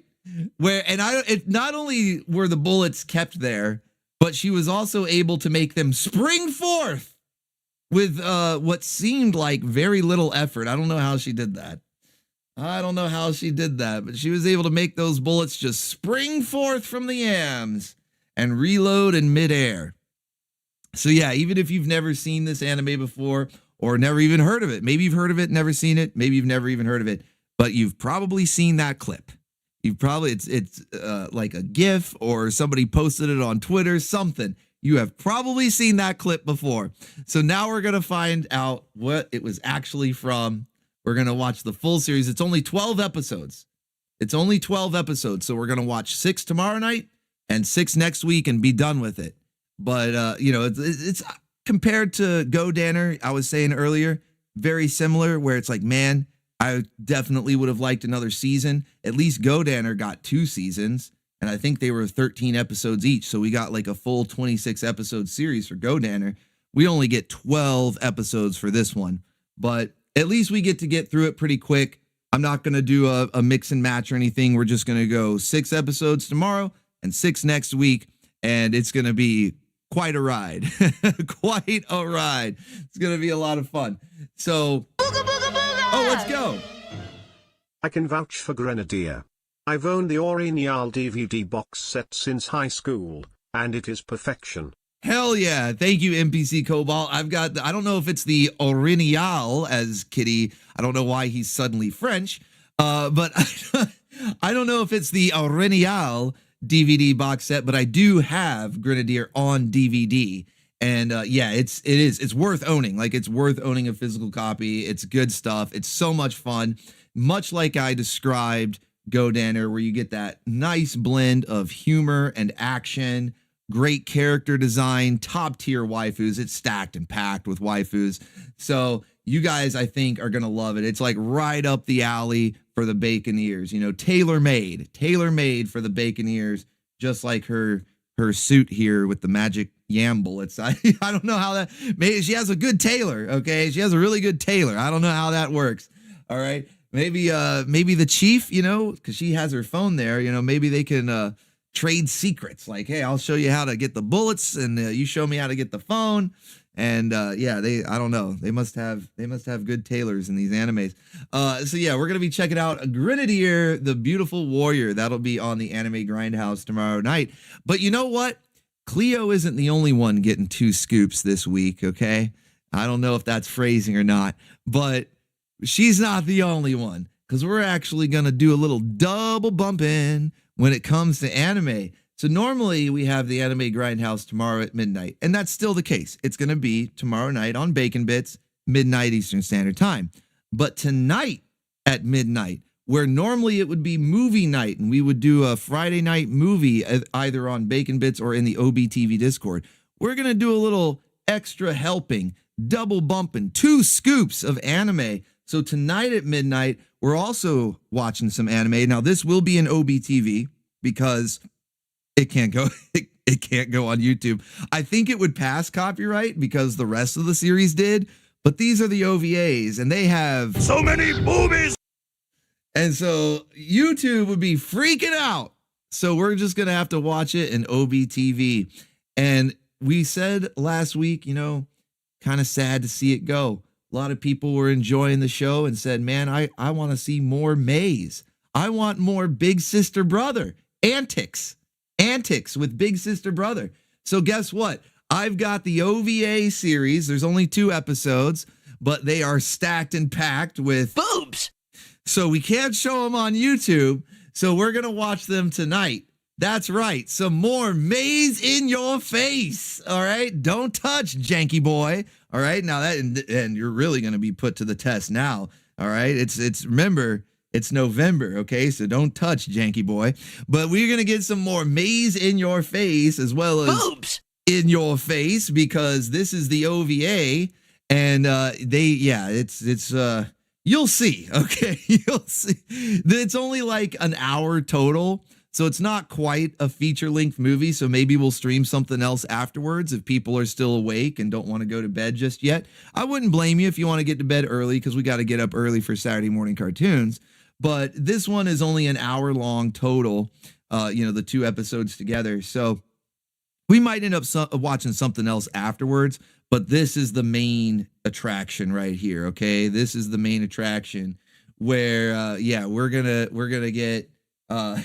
Maze in your face. And it's wild. It's fucking crazy. If I remember correctly, it takes place somewhere around the middle of the series, maybe like 2/3 of the way through the series. They do set it up. There is like a little like recap, at the beginning of the episode to say like what's been happening, because since we already finished the TV broadcast series, then it might seem confusing. Like, well, wait a minute. I thought they were further along in their journey or whatever. But they will recap it at the beginning to kind of set up where in the journey they are. Because, it takes place like, okay, Daryl just said it. Daryl says right after the fall of the kingdom. So, yeah, it's like a little bit past halfway. Make him say oy vey. What's going on, brother? It says, where's a good place to get a burner number for Telegram? Oh shit. Man, if you had asked me like 2 days ago, I would have had the answer, because somebody was just talking about it and it was fresh in my mind. And now I completely forgot. But there's a place, I can't remember the site. Maybe if you just Google it, but like you have to pay, I want to say it's a monthly fee. They might have done weekly fees as well. I heard Paul talking about it, Gypsy. I heard him talking about it. And it was like weekly, but then they changed the payment to like monthly, and you can use that to sign up. I'm sorry, I don't remember the name, man. I'm sorry, I don't remember the name though. Damn. But if it comes back to me, if I remember, or if maybe somebody was posted it somewhere and I find it, I'll let you know. You're like, I'm over it. It's too much trouble. I'm over it. I'm over it. Fuck it. We'll do it live. No, I'll help you out, brother. I'll help you out after the show, okay? I'll help you out after the show. Don't give up. Don't give up, brother. All right. So that's what we got tonight at midnight. That'll be an OBTV. And then we've got Grenadier tomorrow night on Bacon Bits at midnight Eastern. Both starting at midnight Eastern Standard Time. All right. And then for channel surfing, last but not least, one last little bit of news before we get into everybody's favorite segment, the Waifu Roundup. We've got channel surfing coming up once again every Wednesday at 8 p.m. Eastern with a different theme each week. Now, this theme, it's kind of like we have done it before because technically almost every week on channel surfing, we encounter some jank. All right. It just sort of goes with the territory. It goes hand in hand. All right. It goes hand in hand with channel surfing that we're going to get some jank. But normally it's because it's a part of whatever genre is the focus or whatever the theme is, right? You know, like if we're talking about tokusatsu, there was definitely some jank in that. When we were talking about old kung fu movies, definitely some jank there. Sci-fi, all of it. It all has it there. Well, that's going to be the main focus. That's right, 46 Savage. Crank the jank all the way to the 11, okay? I want you guys to find clips from whatever genre. Genre doesn't matter. It can be shows, movies, commercials, video games, from any genre, but I want you to find the jankiest shit that you can find, okay? Like, basically, the mindset you should have is like those Mortal Kombat mini games from the old Mortal Kombat arcade game, where it was like, test your might. And then you'd have to break the blocks of wood, and then it was like stone, and then it was diamond, and you were trying to test your might. I want you to test the might of the Baconeers, okay? See if you can get too janky, all right? Let's see if we can get too... Yeah, Duo Maxwell says, how janky? That's the challenge, okay? That's the challenge. I want you to test the might of the Baconeers and see if you can get too janky. Maybe even for me. Yeah, Daryl's like, Photon will break you. Well, hey, don't give away your submission, okay? Because we had a couple people double up on channel surfing this week. So keep it to yourself. Keep it a surprise. But yeah, go for the jankiest stuff you can find from any genre. It can be shows, commercials, movies, video games, whatever you got that you're like, oh, this is the purest uncut jank, okay? And that's what we want. That's what we want. Because then after that, the following week, it's going to be the day before Thanksgiving. So we're probably just going to chill. Like, we'll do a channel surfing, but I'm not going to make too big a deal out of it. We'll probably just chill and watch, like, old footage of parades and stuff. So this time, for this week, I want to go absolutely insane, okay? For this week, I want to go absolutely insane. And you will know, okay, Warwicked says nothing beats jank as much as AI. Do try to avoid AI. It's not the good kind of jank, okay? I think that you guys have been around long enough, okay? Especially you moldy oldie Baconeers, okay? Maybe some new faces here are thinking, oh, well, yeah, AI is pretty janky, but it's not the good kind. We want the good jank, okay? Like AI is like jank that's been cut with a lot of baby laxative. If we're just gonna compare it to drugs, AI is jank that's been cut with baby laxative. Okay, we want that pure, uncut Colombian jank. Okay, that's what I'm after. All right, yeah, 100% organic. Okay, I want that. No, I know, Warwicked. I know you're messing. I'm messing with you too. I know, man. Nothing but the best from you. I'm not even worried. But I just like making fun of, just saying like, we want that unrefined Colombian jank. Oh man, yeah, I mean, look, there are Crossfire, very rare cases of good AI jank, but I don't want people to like lean on it and think, oh, well, yeah, all the AI is janky and we're just going to flood the submissions. That's no good. That's no good. But no, I'm not worried about it. I know you guys know what's up, okay? There's plenty of janky video games out there that we all love, or at least have heard of, and other people have made videos about that we've watched, and you could probably find good clips. There's all sorts of janky movies. A lot of them you could probably just find on my channel, you know? Go over to Bacon Bits. There's a whole bunch of jank over there when it comes to movies and stuff, right? You know, cartoons, like right here on the main channel. You can find a whole bunch of janky cartoons right here. You know, just find some good scenes. Find the jankiest scene, right? And there's even a bunch of janky commercials. Oh my goodness, are there ever some really janky commercials? You guys remember the ones from Duracell where the people were like made of like rubber or something? They were like running on giant Duracell batteries, so I guess they were meant to look like toys or something, but they were just uncanny valley, creepy nightmare fuel jank, right? You guys remember those Duracell commercials? They made a bunch of them. For some unfathomable reason, they were like popular and they made a bunch. Yeah, they were fucked up. Yeah. Remember they like killed grandma?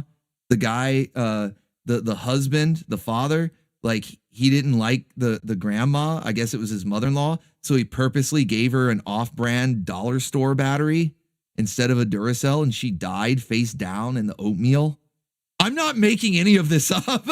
By the way, I'm not making any of this up. That is an actual commercial where the dad kills the mother-in-law of this Duracell family by giving her an off-brand dollar store battery, and she dies face down in her oatmeal. It's fucking insane. So yeah, look for some good commercials out there too, okay? There's some janky commercials out there, okay? Oh man, it's gonna be awesome. I'm actually really looking forward to this one. I think it'll be a lot of fun. The Puttermans, is that what they were called? The Puttermans? Yeah, okay, there you go. That's a freebie, okay? That one's on me. You know, if anybody's like, okay, I need to like get the ball rolling here. Let me find some good, just, yeah, look up the Puttermans Duracell commercials, okay? And there you go. Yeah, I'm looking forward to this channel surfing. I think it's going to be a lot of fun, if not a little mentally scarring. I don't know. We'll see. Well, that's why I'm probably even going to title it "Test Your Might" with Jank, because yeah, we're really gonna test the metal of the bacon ears. Okay. Yeah, I've played a couple of those commercials before. That's right, Rodma Chaos. I have played a couple of those commercials. I don't know if I played the exact one I'm talking about where he kills the mother-in-law, but I know I've played a couple of them before, because they are like embedded in my mind. I don't think I'll ever be able to get rid of those, you know, unremember them. They are going to be there forever, because I remember when they aired on TV, and then of course I've gone back and I've seen some when farming for commercials to put in Saturday morning lineups. So yeah, it's going to be a good time. Yeah, test your jank. I like that, Coco artist. Test your jank. Jankality. Oh shit. That's what, you know what? I might have to make a special graphic just for next week's channel surfing, that if anybody submits something where I'm like, I got to tap out, I can't do it, it's going to be a jankality. Oh shit. That's going to be crazy. Yeah, I'm looking forward to it though. I think it's going to be a lot of fun. It's going to be so great. Tavern's full. It's going to be so great. I can't fucking wait, man. It's going to be awesome. All right. Oh, can we have a secret bingo card on Wednesdays? James, that's a great idea. Janky bingo? Janko? Oh, we need a Janko card. James, that is fucking brilliant, man. Hats off to you. Okay, hats off to you. That is a brilliant fucking idea. Janko. And okay. And everybody will have a card.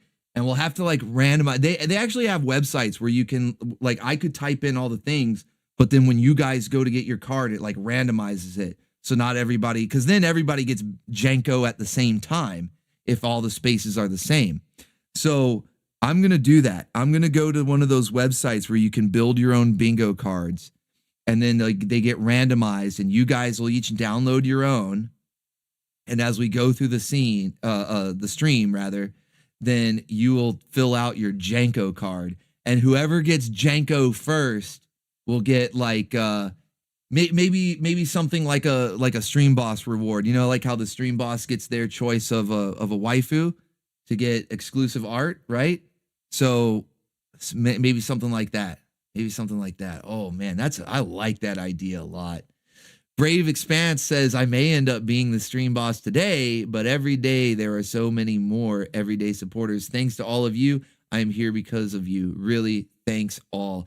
Thank you, Brave Expanse. And yeah, that's why I say, man, this community, it's all of you together. It really is. I know it may sound kind of like hokey or cheesy or whatever, but it really is a team effort. It's the sum of all the parts, like all the baconeers. It's the sum of all bacon. Okay, that's what it is.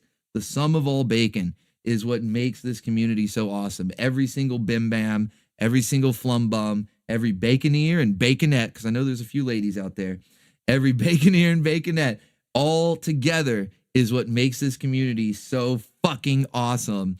And I would not trade it for the world, man. We have so much fun here. Every time I do one of these streams, both channel surfing and Sterner stuff, my face is hurting from laughing at the end of every stream. How about some Ice Pirates? Wild West clip. Oh, let's go. Look at the stud comic is like, I'm getting it started early. He's like, I'm sending in clips now. Yo, Ice Pirates is pretty janky, man. But hold your clips for Wednesday, okay? Hold your clips for Wednesday. You know what? I'll save your super chat.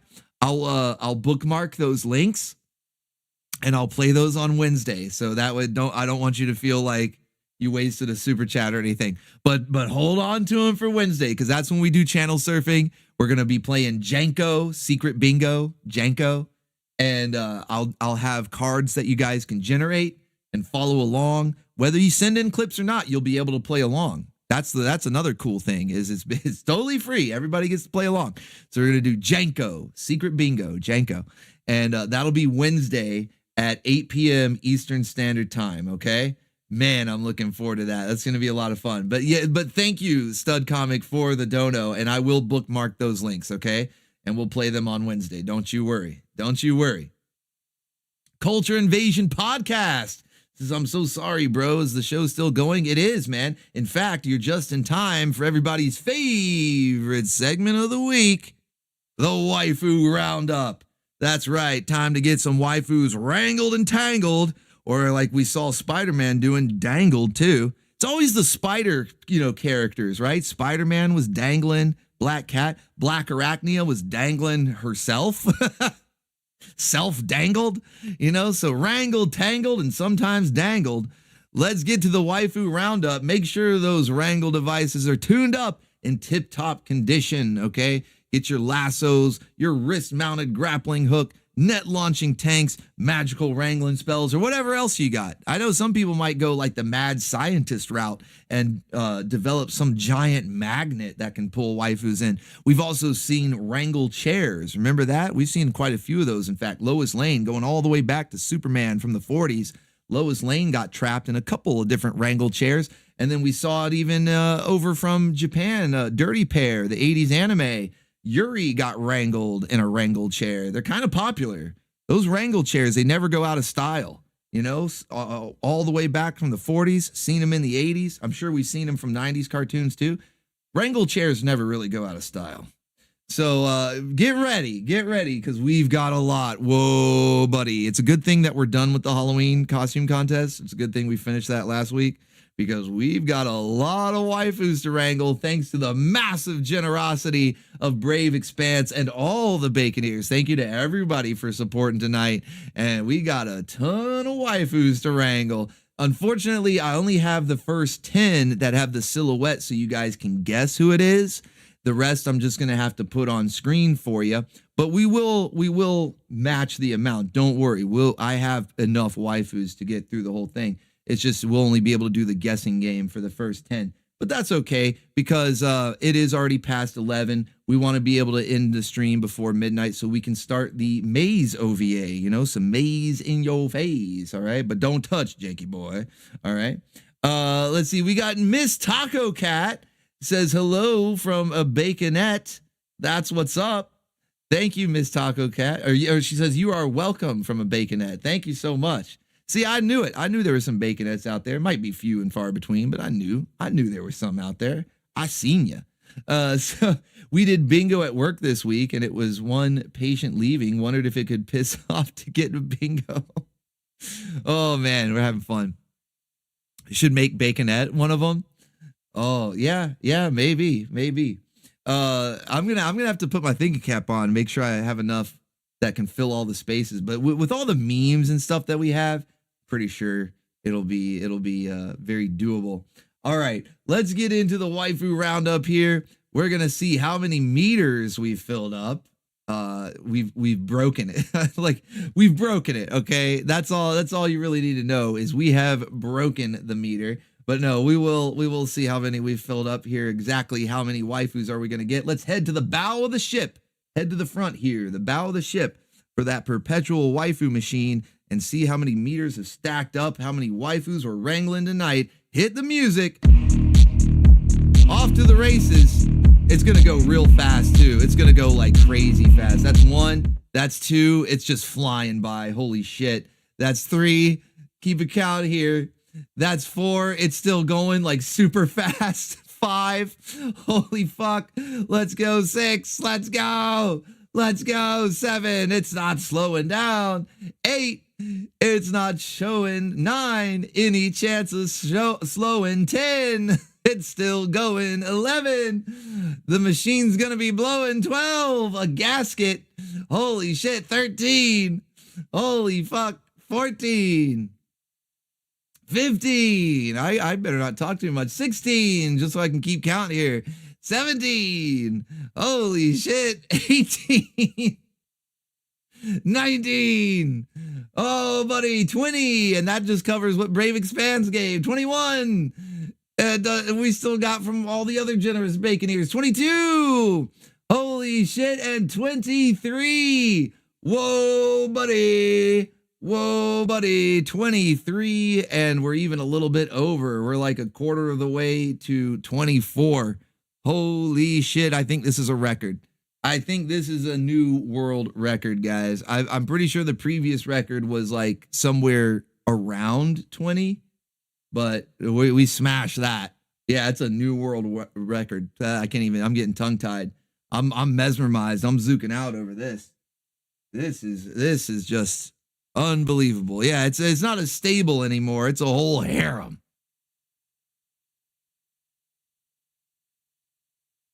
All right, had to get some more water there. Wow, zooking out tonight, guys. Zooking out. All right. So that's 23 waifus. So close, near 24. Hey, we might still be able to get there. You never know. We got some waifus to wrangle. Let's get it started here. First up, so we do have the first 10 that you guys will be able to guess here. Okay, we do have the first 10. Be sure to hit that like button, not just for me, but for the awesome baconeers. Like up the stream for Brave Expanse. Got us all these waifus to wrangle. Like up the stream for all the other baconeers who got us even more waifus to wrangle. And like up the stream just because you guys are awesome. Like it for yourselves. You know what I mean? All right, you guys are awesome. All right, so who's this first one? Tavern's full. Didn't even have to give any clues. Didn't even have to, just right away. He's like, that's Tess. He already knows. Well, here's the thing. There's a little bit of backstory because last week we saw Lana getting crazy levels of Frostiflakes.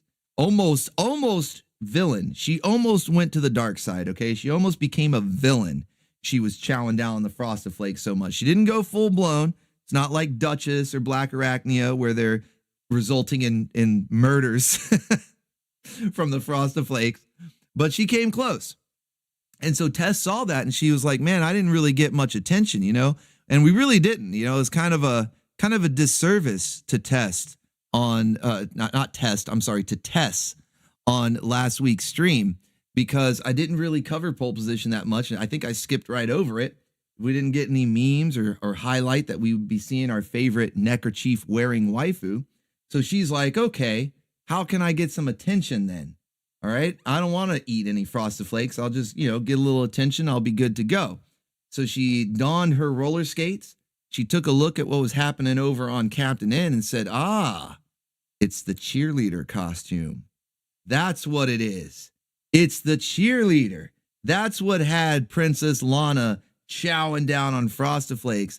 That's what had Captain N himself, Kevin, you know, kind of almost getting killed by Lana. You know, she looked like she was going to kill him in his sleep, right?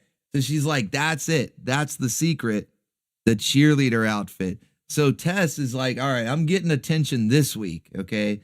Pole position got skipped over. No memes. Didn't even mention that we'd be seeing Tess. Well, not this week. We're definitely giving Tess some attention. Give me a T. That's right. Big T right there for Tess. It's a T for Tess, not for anything else that starts with T. Located right there on it. All right. Rocking the cheerleader outfit with her roller skates, because she is one of our few, very few, I think maybe one of like 2 waifus that do not follow the J-Law. She doesn't actually crash. She is a skilled driver. Yeah, Turtle? Yeah, Nux. Exactly, Nux. Turtle? Yeah, exactly. I like turtles. So we've got cheerleader Tess as waifu number 1. And then waifu number 2, well, you already know. So Lana, I was just talking about it, you know. Tess was like, hey, I want some attention. Lana's getting felted here over the cheerleader. But see, Tess already did the cheerleader thing. So Lana's like, well, Kevin told me that cheerleaders are not chosen for their nobility. In fact, he said it was kind of the opposite. He even gave a bit of a nervous chuckle as if there was something to imply that maybe they are women of ill repute, these cheerleaders. This Stacy that you spoke of. Remember how she said it? She gave that pause. This Stacy that you speak of, right? And kind of makes it sound like these cheerleaders are women of ill repute. So I don't know if I want to do the whole cheerleader thing, but she still has to do something to make sure she does not get another serving of Frosty-Flakes like she did in that episode. So since it's still getting a little bit of Halloween leftovers, you know, Tess is dressed as a cheerleader, still kind of those leftover Halloween vibes. So Lana's like, all right, well, I'll dress as another popular waifu. She was kind of like a cheerleader. You know, cheerleaders do gymnastics, right? Cheerleaders do gymnastics. You know, there's some tumbling. And there's a very popular waifu from the 90s who did gymnastics. And I would call you a liar if you tried to tell me that at one point as a young bacon bit, you didn't have a crush on this waifu. Oh, Philip Fabian guessed it. Holy shit, that's right. Kimberly from the Power Rangers, specifically the movie. You guys remember Power Rangers, the movie? And Kimberly had the little shorts and the button-up crop top rocking with the pink headband there. Kimberly was looking mighty fine in the movie. I mean, she looked great in all the show, but she was extra good in the movie, right? And so Princess Lana is like, well, I don't want to go the cheerleader route. Kevin made them sound like they weren't good people. So I'm going to go with a very wholesome waifu, because Kimberly was very wholesome waifu, okay? So I'm going to go with the wholesome waifu. She does gymnastics. It's close enough. The outfit's kind of similar. You know, maybe it shrank in the wash a bit. I don't know. She couldn't figure out buttons, so she just tied the top. That's okay. We like when the waifu's just a little bit regarded there. So Princess Lana as Kimberly from Power Rangers, the movie. Let's go. I'd say that's a pretty good match. I don't know about you guys. I'd say she's rocking it, okay? She's rocking it. Let's fucking go. So that is waifu number 2. Waifu number 3. We've got another Halloween leftover here. I don't know if the silhouette gives this one away. She's obviously she's sitting on a giant pumpkin. Sitting on a giant pumpkin, that kind of obscures it, but there's a little bit on the top of the head there that sort of gives it away. And this one, not too much backstory other than they're both from the character and the costume, or the character she's dressed as, so technically like both characters, are from this sort of sci-fi fantasy world, okay? Sci-fi fantasy world. All right, so you guys are already, it's She-Ra, Ich bin She-Ra. That's right. It is our Aryan princess, Ich bin She-Ra. And she's dressed as another well-known waifu from around the same time period, okay, from that early to mid 80s time period when She-Ra was airing, but it was a movie and it was another sci-fi fantasy setting. So you know how like She-Ra, like their clothes and stuff are very kind of like more on the fantasy side, but then they have giant robot tanks and Hordak has his like mech warrior army, whatever they're called, Doom Troopers, whatever they're called. So there's a little sci-fi mixed in there with the fantasy element. What was a movie, an animated movie that had a waifu that fits that same description from the same time period? Yeah, you guys are right though. It is Ich bin She-Ra. It is Ich bin She-Ra. Tigra? No, but you're close. It's not Tigra, Philip Fabian, but you're close. You're close. Not Star Chaser. I mean, you guys are like lava, you know, like hot. Like you're real close. It's not Fire and Ice. It's not Star Chaser. You're close though. You're fucking close. No. I think it's the whip that's throwing you off. Yeah, I think it's the whip that's throwing you off. So let's just go ahead and reveal it. Tarna from Heavy Metal. Yeah, I think the whip was throwing you off there. That's, my bad. I should have told you ignore the whip because Krakken just put that in there because he wanted to. I think that's one of his own like inside jokes or something. I don't really know why he gave her a whip. That's Krakken. Okay. That's why we love him. You know, he's a little kooky. He does his own thing sometimes, but yeah, Tarna from Heavy Metal. All right. That's another sci-fi fantasy top tier waifu. So we have Terrakian She-Ra. Okay. Terrakian She-Ra. Still an Aryan princess, but she's also a Terrakian princess now. All right. As Halloween or for Halloween, as she goes as Tarna for Halloween there. So yeah, sitting on the pumpkin. Like I said, we've got some Halloween leftovers, but we've got She-Ra as Tarna from Heavy Metal. Hell yeah. Krakken that whip. Ah, see, I get, maybe that's why he did it. You know what? I think you just solved the mystery. I think you just got the inside joke. That's probably why he gave her a whip, because his name is Krakken. Krakken that whip. All right. That's waifu number 3. Let's go on to waifu number 4. Now, this one is unmistakable. Okay. This one is unmistakable. You should immediately know which waifu this is. Probably won't be able to guess who she's dressed as unless you just really know your gloves, because that's the only thing in the silhouette that gives any sort of hint. But you should know at least the waifu that it is. Yeah, there you guys go. That's right. Anaconda, Miss Stinky Wota herself, a true professional in the waifu wars. Okay, she lays the smackdown. It's hard to say that she actually eats the Frosted Flakes herself, because holy shit, does she absolutely destroy, verbally destroy what's her, I can't even remember her name because Anna destroys her, the princess though. I'm like blanking on her name right now, but yeah, she destroys her. Okay, verbally destroys her each and every episode. So we have kind of going with the same theme. Now I see some guesses. Anna as Futura. That's a really good guess. Rosalind. Thank you, Ron McChaos. Princess Rosalind. Yes, she destroys Rosalind verbally every episode. She doesn't even really need to eat the Frosted Flakes, even though they are in a waifu wars battle. But Anna always comes out on top. Phrasing. So she's also dressed. It's not Futura, although that is a good guess. Very similar gloves.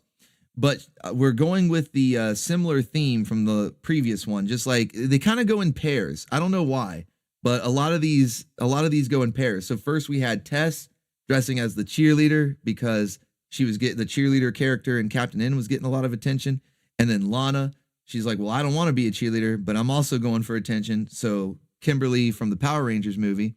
And then the next pairing here, we had She-Ra dressed as a sci-fi fantasy Tarna, right? Kind of like that medieval space armor, whatever you want to call it. So now we have Anaconda, which is very much a sci-fi style show, a little bit of fantasy elements, but very much sci-fi, dressed as a mostly fantasy style character, maybe hints of sci-fi here and there in some of the more modern comics, because I know she gets like transported to other dimensions from time to time. But it's very fitting because Anna is a redhead, okay? So like just like She-Ra was our Aryan princess becoming a Terrakian princess, so Anaconda with her redhead supremacy is now Red Anna, Red Sonja, Red Anna. So we've got Anaconda from Zyba 9 as Red Sonja. That's right. Yeah, Daryl Walick right there, right as it was revealed. I don't know if you put that in before or right after, but yeah, you knew it. You knew it. See, I think you typed that in. There was a little bit of a delay, so I think you got that in right before it was revealed. So that's right. Anaconda from Zyba 9, dressed as Red Sonja, because she's got the red hair to pull it off. In fact, I think she kind of looks better in the armor than Sonja does, really. You know what I mean? I think she kind of pulls off the armor better than Sonja herself. I think this needs to be Anna's new official outfit. Yeah, not bad. Not bad at all. This one courtesy of Odacat, of course. I think the style is pretty recognizable. But yeah, some more Halloween leftovers. But yeah, she fills out that costume, I'd say, better than Sonja herself. I think this needs to be her new official outfit. So there we go. That is waifu number 4. All right, we're only like a quarter of the way there. I should probably hurry it up here because we got a lot more to get through, and I want to make sure that we're on time for the midnight showing. Okay, so next, waifu number 5. Now this one, it's just kind of out of left field as far as, I was just like, hey, I like this waifu. She doesn't get enough attention, enough love. In fact, some people even regarded her as kind of like the annoying character of the show, but I always thought she was pretty cool. And we can't show the show, unfortunately, on any Saturday morning lineup due to copyrights, but we can still feature the waifu here, give her some love. Somebody get her in your stable, okay? All these waifus deserve a good home. Get them in your stable. You guys know, that's right, it's Jubilee from X-Men. No specific outfit. It's kind of just maybe even kind of a summer outfit, No real specific outfit. Those shorts are barely there. I don't do those even qualify as shorts? It's just like a strip of fabric. Holy shit. I don't remember them being that short. Like I've had this art, but I've had it for like a couple of weeks and I forgot how short I don't remember them being that short. I'm like, wow. I even put the silhouette together. I'm just like, well, holy shit. I don't remember them being that short. My goodness. Did they shrink in the meantime? Yeah, that can't be comfortable. That cannot be comfortable. I don't know. That's like some miracle of engineering, how those are even working. I don't know. How do those even work? I don't know. That's a miracle of fabric engineering right there. The top makes sense. It's kind of torn up, but I can at least see how it's staying on. I don't know. Shorts, I have no idea. But we got Jubilee though. I don't think anybody's complaining though. I'm just baffled, okay? I'm just a little baffled, all right? But we've got Jubilee from the X-Men still in some leftover summer attire. So it's not just Halloween leftovers. We got some leftover summer attire.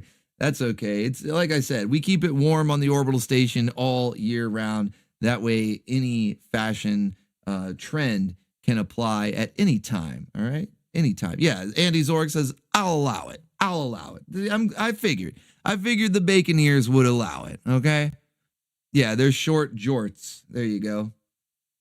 All right, that's waifu number 5. Waifu number 6. Going back, of course, that one was also from Odacat. Now we're going back to one from Master Krakken, and this one also clearly a Halloween leftover. You got the pumpkin silhouette. And I don't know if there's any hints I can give that would actually help. Because for one, I'm not that familiar with the character that she's dressed as. And then there's nothing in the silhouette that really even gives away who the character herself is. So you've got the waifu. I don't really know if there's anything that can say, oh, look at this part of the silhouette. You'll notice whatever feature. Even her hair is pretty well obscured, and that would be kind of a giveaway. And then the character she's dressed as, I'm honestly not that familiar with it. Krakken chose it himself, and I don't know, he was on the Zook or something. I mean, it's not bad, but I'm just like, I don't know, man. I don't know. So we're just gonna unveil it. Yeah, we're just gonna go with it. You do. Hey, I see a pumpkin though. That's right, Brave Expanse. I see a pumpkin. Hey, there's a pumpkin there.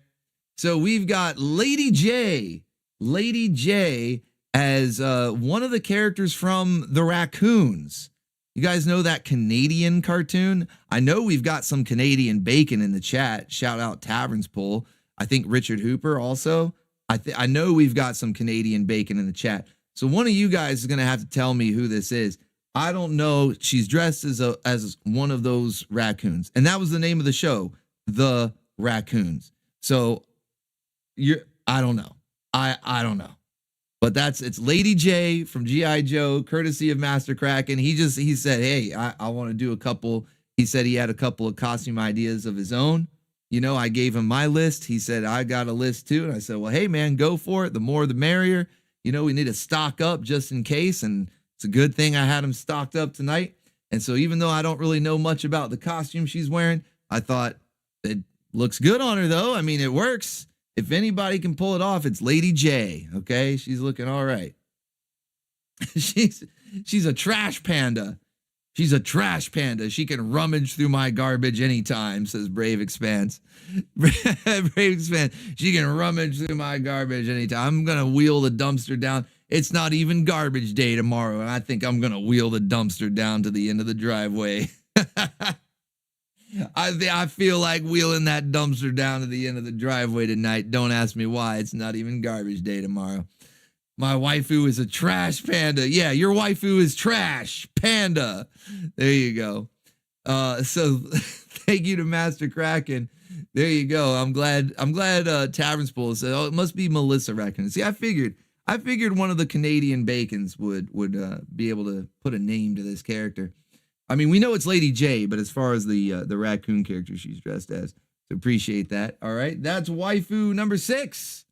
Waifu number 6. All right, so next up, waifu number 7. We're going back to Odacat and back to another one. If I was doing the pair thing, I don't know why I put Lady J in front of this one. All the other ones have been paired up. I should have put her with Jubilee, and then it would have made much more sense as a pair. Because, yeah, you guys, yeah, it's Rogue. Yeah, so you guys already know. Savage Land Rogue, okay? Savage Land Rogue, the best outfit. She's had quite a few costumes over the years. Some of them are like her main costumes. Sometimes she'll have like a costume like casual wear, you know, on the X-Men cartoon. And even in the comics, she had a couple of different standard casual wear outfits, because you know how comic and cartoon characters are. They have just a closet full of like 2 or 3 of the same, just copies, just like 15 copies of like 2 or 3 different pants and shirts, right? So she would have like some casual outfits, she would have some superhero outfits, but her best outfit was the Savage Land outfit. Okay, that's the best one that she ever had. So we had to get her in that. Yeah, I don't know if it counts for Halloween or maybe a leftover summer bikini look, or maybe it's just because, like I said, Savage Land Rogue is the best rogue. Okay, so we've got from Odacat, Savage Land Rogue as waifu number 7. All right, let's keep it rolling. Let's keep it rolling. We got to get through these. So apologies if I don't leave them on the screen too long, but we got to get through them. We got to get through them. All right, so this next one also could have been paired with She-Ra. I guess I kind of screwed up doing these pairs here. Yeah, now I see one that could have gone with the Red Sonya Anna. Man, oh well. Well, they're, even if they're not back to back, they're still, they have like a match previously in the lineup, okay? They have a match previously in the lineup. Her match is She-Ra, okay? Her match is She-Ra. Savage Land Rogue will always be your best. Yes, definitely. Is it stocking? No, it's not stocking. The bangs kind of look like that, but it's not. It's not stocking. Think of a waifu. What's the other top waifu that comes from She-Ra? Basically the top waifu. I mean, of course, She-Ra herself, but let's be real. Who's the real top waifu from She-Ra? Crossfire got it. That's right. It's Frosta.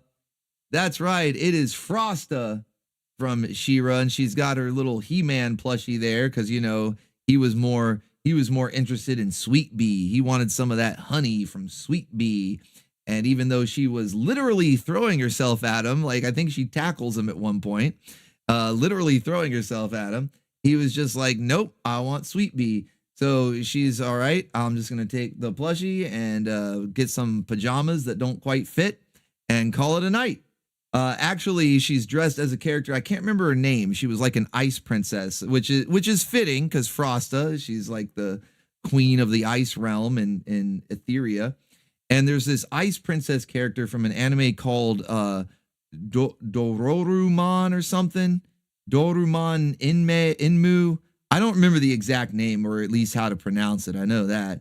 I know I don't remember how to pronounce it properly, but it's like Dororumon Inmu, and there's an ice princess in there, and this is like basically the outfit that she wears. Although on She-Ra's a lot taller. So is it Yuki? That makes sense. A lot of ice princess characters are named Yuki because I think Yuki means snow in Japanese. So that's probably her name. It's probably Yuki. And yeah, you know, Frosta's a lot taller than Yuki, so it just, you know, doesn't fit her. Or maybe it does. I don't know. Pardon me. Pontsu. But we can see Kitty has done his job. Kitty is on patrol. Okay, he is on patrol. He has done his job. So that is waifu number, what number is that? Number 8. That was waifu number 8. So we've got 9 and 10 left with silhouettes, and then we're going to really start doing rapid fire, okay? So waifu number 9, this one would have been better paired with Anaconda as Red Sonja because this is another comic book character that has a very similar look, you know, that sort of like female barbarian warrior kind of look. And you can probably guess the waifu that's wearing the costume. Yeah, okay, you're already saying Minerva Mink. Okay, so you guessed the waifu. Now the costume she's wearing is, like I said, it's very similar to Red Sonja, where you've got another waifu that's dressed in this sort of like female barbarian warrior kind of thing. I don't think it falls quite as much into the like fantasy realm that Red Sonja does, you know, like the old like Hyperborean stuff. This is more contemporary. She went to hell. You know, I'll give it away. She went to hell. All right, in her origin story, the character that Minerva is dressed as went to hell. That should really be. There you go. Daryl Waylick got it. And because see, also you got to think Minerva is white, like pale white. So who would she fit well as? That's right, Lady Death. So we got Minerva Mink as Lady Death, and she didn't even have to use body paint. You know, if a girl tried to cosplay Lady Death in real life, she's basically gonna have to buy like 3 gallons of body paint. But not Minerva Mink. She just needed the outfit, and she's good to go. Good to go.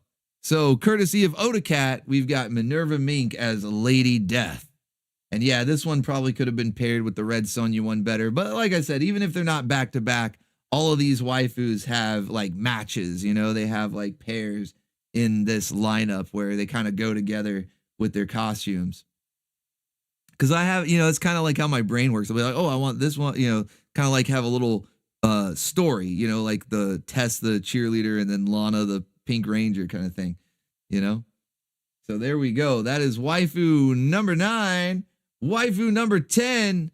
And this was originally going to be the grand finale for whenever we got there, but we've got like 13 more to go. But this waifu, the hair should give it away. And the little glove, the glove that she's wearing should also give and the tail. The fucking tail too.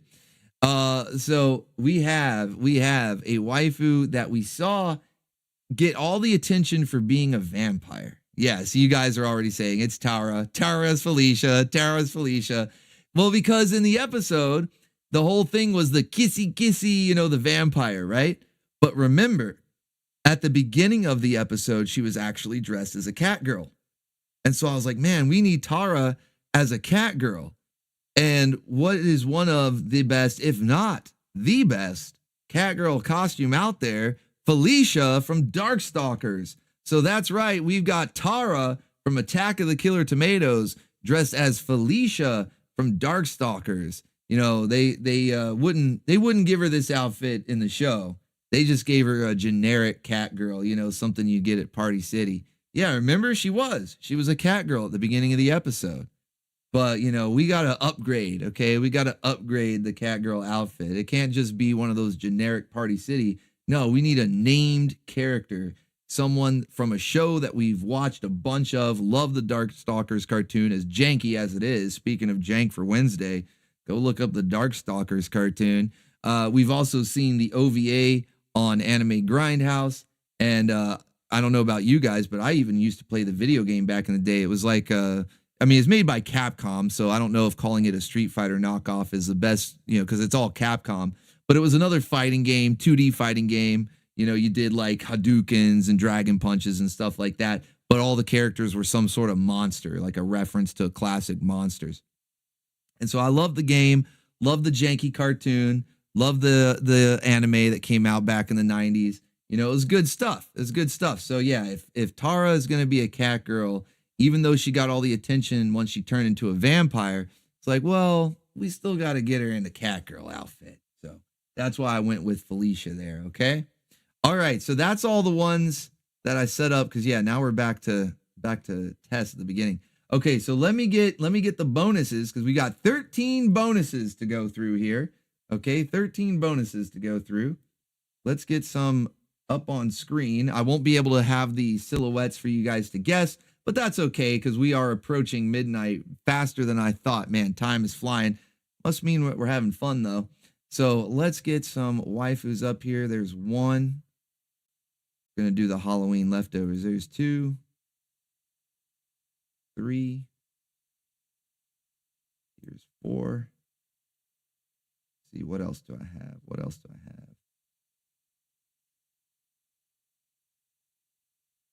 Let's see, is that 5 and 6, maybe? This could probably count as 5 and 6. Possibly. Possibly. Let's see what else we got. So what is that? 1, 2, 3, 4. Okay, I need 9 more. 9 more.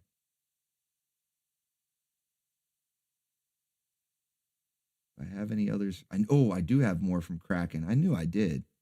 Like, I could have sworn I had some more from Krakken here. I knew that I did. All right, here's one. All right, so that's 5, right? 1, 2, 3. Okay, so that's 5. 5 from Krakken. Okay, let's go. Do I have any from Odacat that haven't been shown yet? I'm actually waiting. I've got like a huge batch coming in from Odacat, but unfortunately they weren't ready for tonight. So I don't know that I'll be able to show them here, but I've got this one. Got that one. That one works. So that's 6, right? Okay, so 7 more. All right. Have you guys seen Rally? Because you know how the winners of the even the runner-up. So we had like the top 3 or whatever, you know, first place and 2 runners up, however you want to consider it. But remember I said that they were each going to get additional pinups, you know, since they won all the voting. They survived all the elimination rounds. And I do have the one for Rally because she was in the top 3. Yeah.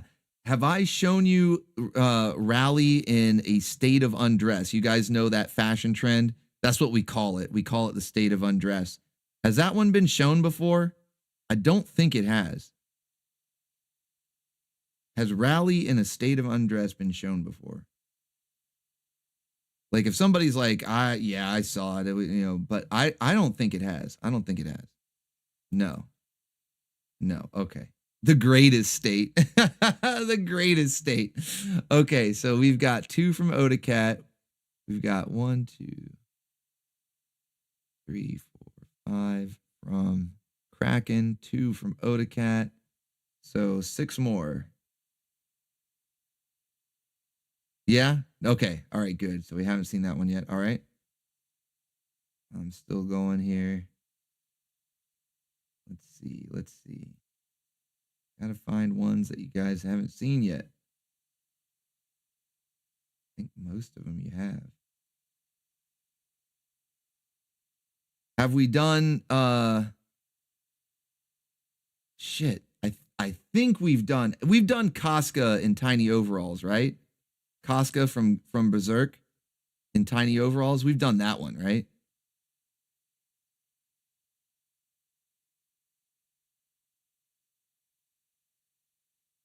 I think yes. Yes, we have shown that one on stream. I think we have. Yes. Okay. I'm glad you guys have better memory than I do. All right, so we've done Casca and overalls. Okay, so let's see.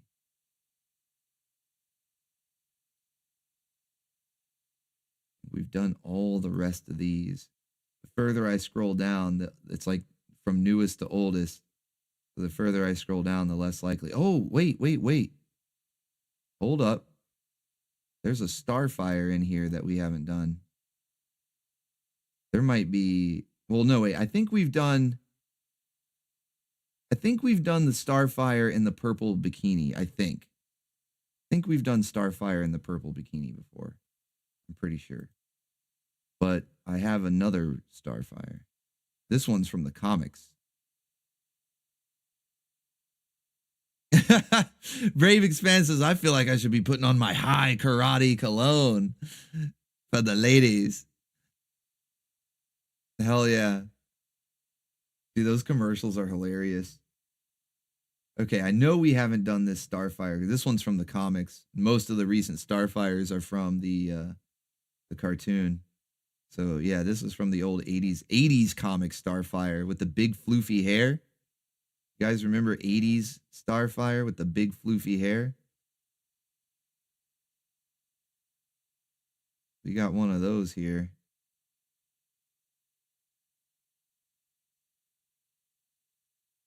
No axe body spray. No way. Give me that high karate. High fucking ya. All right, so we got that. And I think that's going to do it for Odacat. Each artist is in their own folder, so that's why I'm going through each artist folder here. Okay. Now let's move on. Master Godai. Mr. Two Scoops. Yeah, 80s Starfire with the giant floofy hair. You gotta love that one.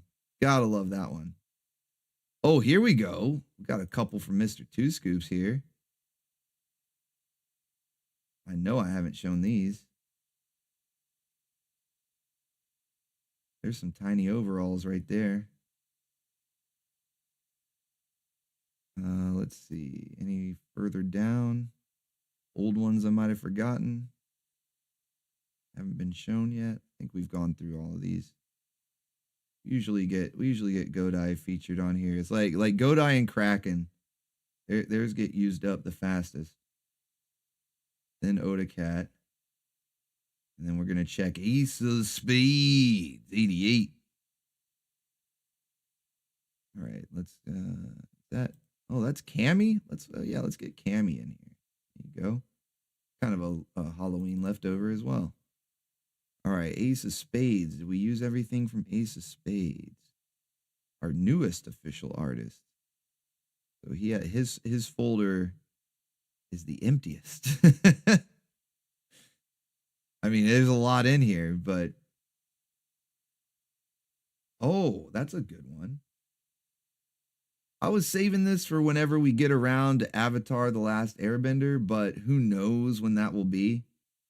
So we might as well do this one now. I can always commission another one whenever that show comes around. Okay, so how many do I have now? All right, 1, 2, 3, 5, 6, 7, 8, 10, 11, 12, 13. Oh, perfect. Perfect. Hell yeah, let's fucking go. All right. All right.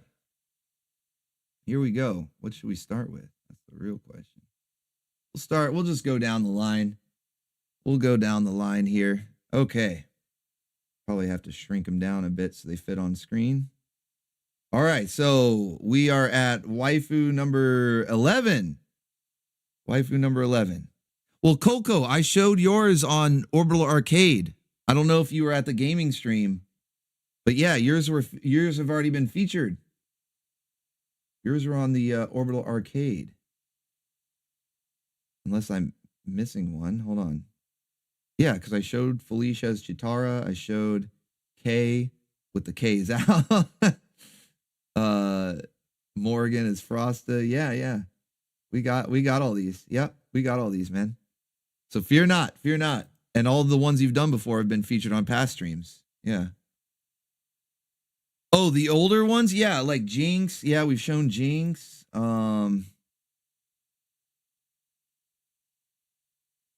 Let's see. Tigra, yeah. I don't know if I've shown this Cat Manx. Maybe I'll get Cat Manx up there. From Power Rangers SPD. I don't know if I've shown that one. Oh, shit. Wait, this is Void. We just saw... Well, that's okay. Now I see why I held off on showing Void. That's a little risque, that pose. So like, oh, we just saw Wildcats, so Void would be good, but yeah, little on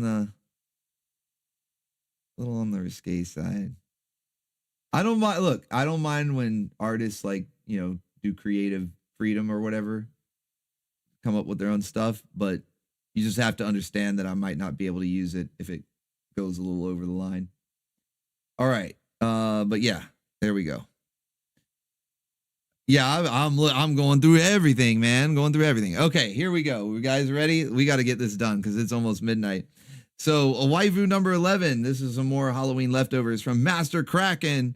We've got Roll dressed once again as a French maid. If you guys remember, we made this joke a while back whenever Roll was using the Broom of Destiny and all of her power-ups are cleaning things, you know. She's got a little blender. Well, not necessarily cleaning, but something, you know, for a waifu to do. Like she has cooking utensils, cleaning utensils.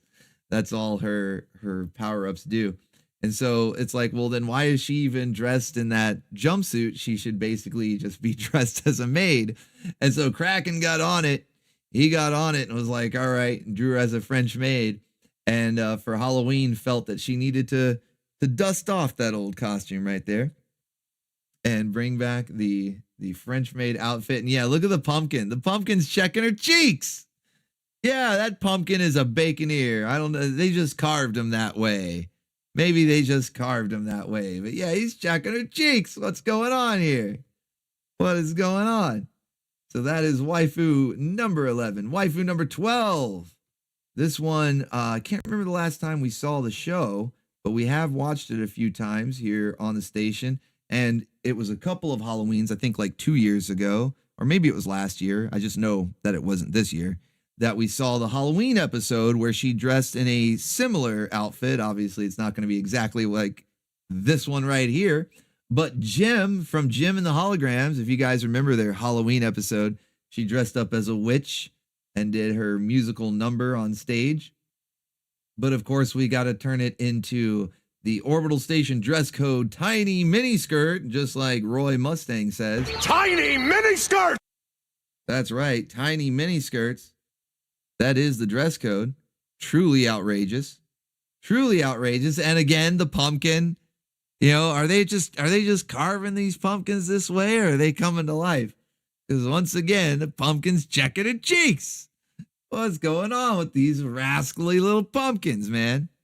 They're trick-or-treating for sure. Yeah, pumpkin got the view. So from Master Krakken, Jim from Jim and the Holograms, dressed as a witch, spooky witch there. And I just noticed that the microphone is plugged into the pumpkin, like the pumpkin's the amp, and she's got the cable plugged in. Maybe that's what's powering him up. Rocking out there. All right.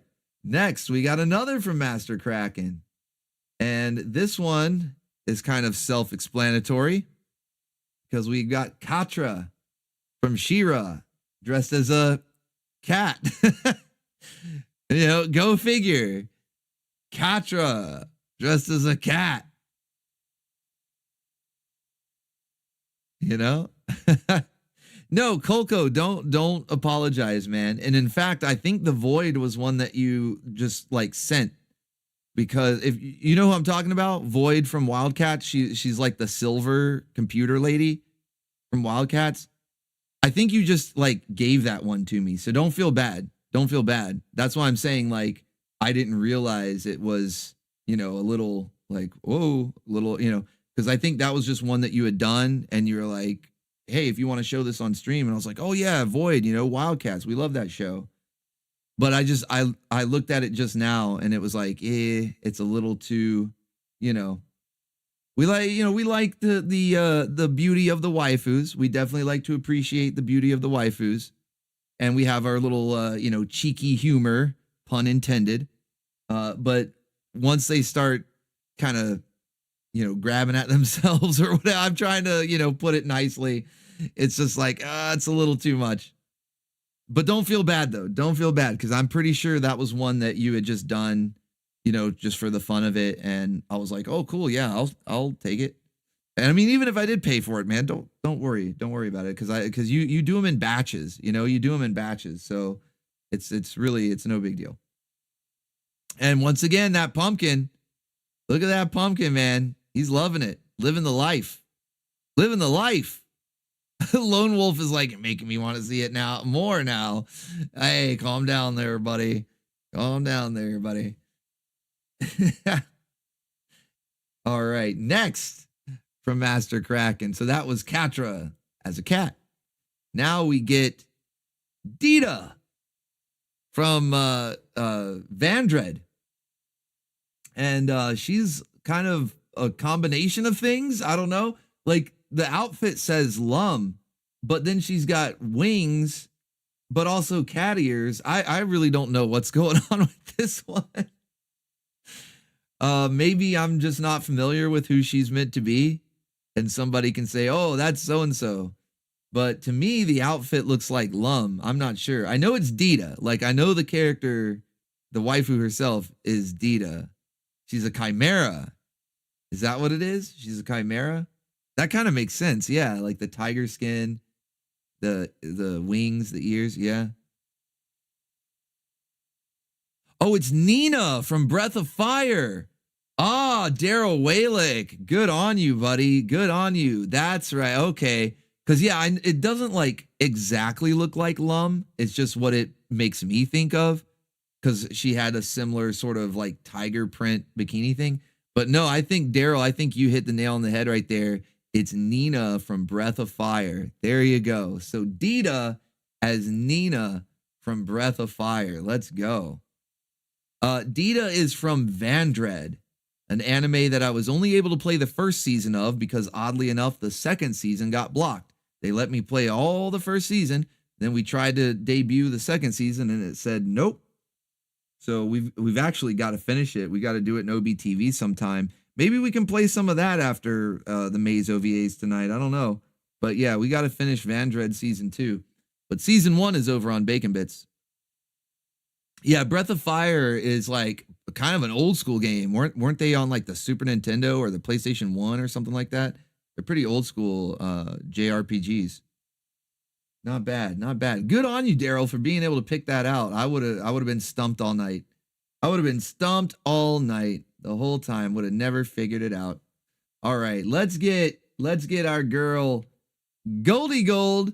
They tried to kill her with a forklift, but she survived and went on to attend a Halloween party as a bunny. I don't know if it's meant to be like a Playboy bunny, because I think their outfits were different, but I think that this is a reference to what's that waifu's name? Marin Kitagawa. I think it's Marin Kitagawa that because she also dresses up. Like, she basically, like, her whole series is like about doing cosplay or whatever. And I think she had a similar bunny outfit to this. So we had to get Goldie Gold. They tried to kill her with a forklift. Because they were fighting, they were fighting over, they were having Frostiflakes because of the bunny outfit. Yeah, Holy Goldie, by the power of 10 skydiving tigers. That is a nice Halloween costume right there. Indeed. Indeed. Let's go. All right. So what are we at? I lost count, but I know that all these tabs add up to 13, maybe even more. All right, next one. Oh, yeah, we got to get Rally in a state of undress from Odacat. Whoop, I got to zoom out. There we go. Rally in a state of undress.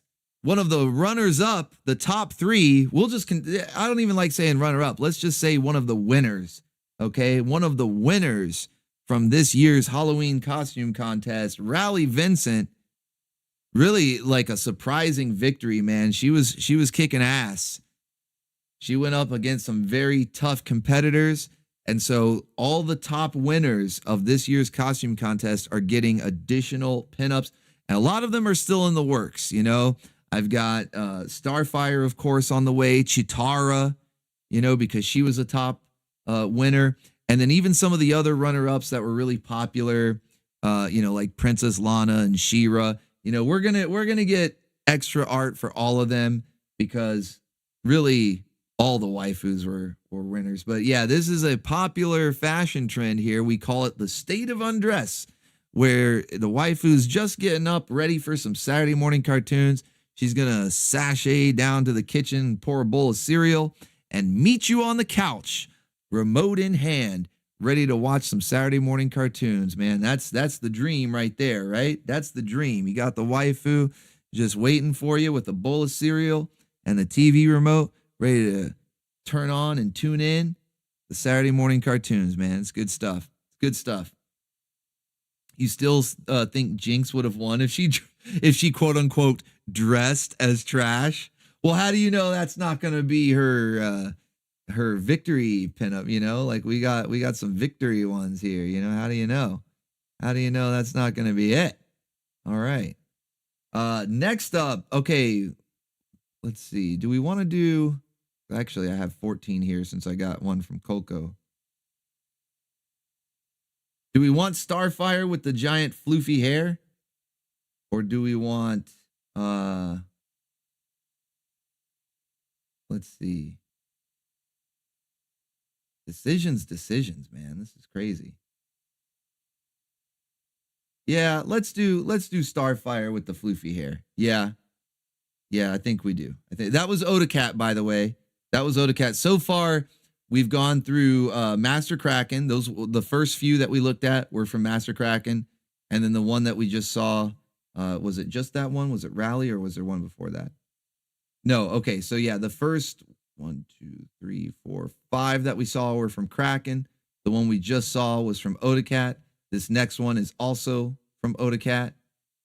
Let me zoom out so it doesn't crop off the image. There we go. And we've got Starfire, the 80s cartoon Starfire. Big floofy hair. She's kind of dressed as Trash. I know Trash was actually wearing even less in the fucking movie. But, Starfire, if you know the lore of Tamaranians, which is her alien race from Tamaran, they don't really care. You know what I mean? Like they just don't care. They're like, yeah, we just we like to fly free, fly free. They don't really care. And so with all that big floofy hair, it's a good thing because that way, you gotta keep it a little classy, keep it a little classy, kind of like the classic art from days of old, just the tactical placement of hair and cloth. Similar, very similar. So there you go. Starfire, big 80s floofy hair Starfire from the comic books. This one also courtesy of Odacat. Yeah, exactly, Prince of the Abyss. Like their whole race was just like clothing optional. Like we don't care. They were different. They had a different culture. All right, let's check out a few from Master Godai up next. because we're already past midnight, but that's okay, man. It was worth it. It was worth it. And you know what? It actually works out perfectly. I don't know if you guys remember, but earlier I said that the Maze OVA is only an hour long, so it's not like it's going to be a normal movie. So it's kind of fine that we're going over midnight because it's only going to be an hour, so we're good. We're good. Brave Expanse says, I see 2 thin strings. That's dressed. That counts, okay? The 2 strings, it counts. Let's go. All right, so next up from Master Godai. This is also a Halloween leftover here. I mentioned it. We talked about somebody had sent in during channel surfing, and they said this could be a costume idea, and it was Lady D from Resident Evil 8, The Village. And I said, man, you know who would make a good Lady D? Veronica. Veronica from Archie's Weird Mysteries. Yeah, we've seen Veronica as a vampire, Vampironica. We've seen that. You know, we even got her dressed as Vampirella from Master Krakken last year. So she needed a new costume this year because you know she's kind of a snooty brat. So she's not going to wear the same costume twice. That might be good enough for Roll, but not for Veronica. So hey, let's give her Lady Dimitrescu or Lady D from Resident Evil 8. There you go. Yeah, the big lady. That's right. Veronica, which also fits because remember the episode where Veronica became like kaiju sized? And along the way, she at one point was basically Lady D size. Like she was the size of Dimitrescu because it was, I don't know if it was when she was exposed to sunlight or when she ate or if it was just over like a time period, like time intervals. But every so often she would like grow again, right? And become like closer to giant kaiju, you know, Attack of the 50-Foot Woman or whatever. And yeah, there was at one point she was basically Dimitrescu. So I say Veronica fits that role rather well. Courtesy of Master Godai, aka Mr. Two Scoops, who also, you know, perfect character for him to draw, which is why I went to him for that one. All right.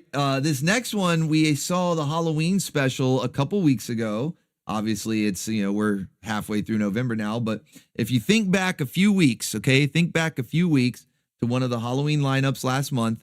And we saw this Halloween episode of Dog City. Okay, Halloween episode of Dog City. But we did not get the one, there's really, I think, only one waifu in that show as a vampire. So just like what happened with Princess Toadstool a couple years ago, we didn't get her as a vampire either. And ironically enough, it was also Master Godai who took care of that, gave us Princess Toadstool in the Vampirella suit. And he's back at it again, giving us Rosie in the Vampirella suit, you know? So if we're not getting the vampire waifu in the show itself, we can count on the artist here on the station to make it happen. Or in the case of Tara, where they only give us the vampire waifu and take away the Catgirl costume that she was wearing, well, we'll just upgrade the Catgirl costume.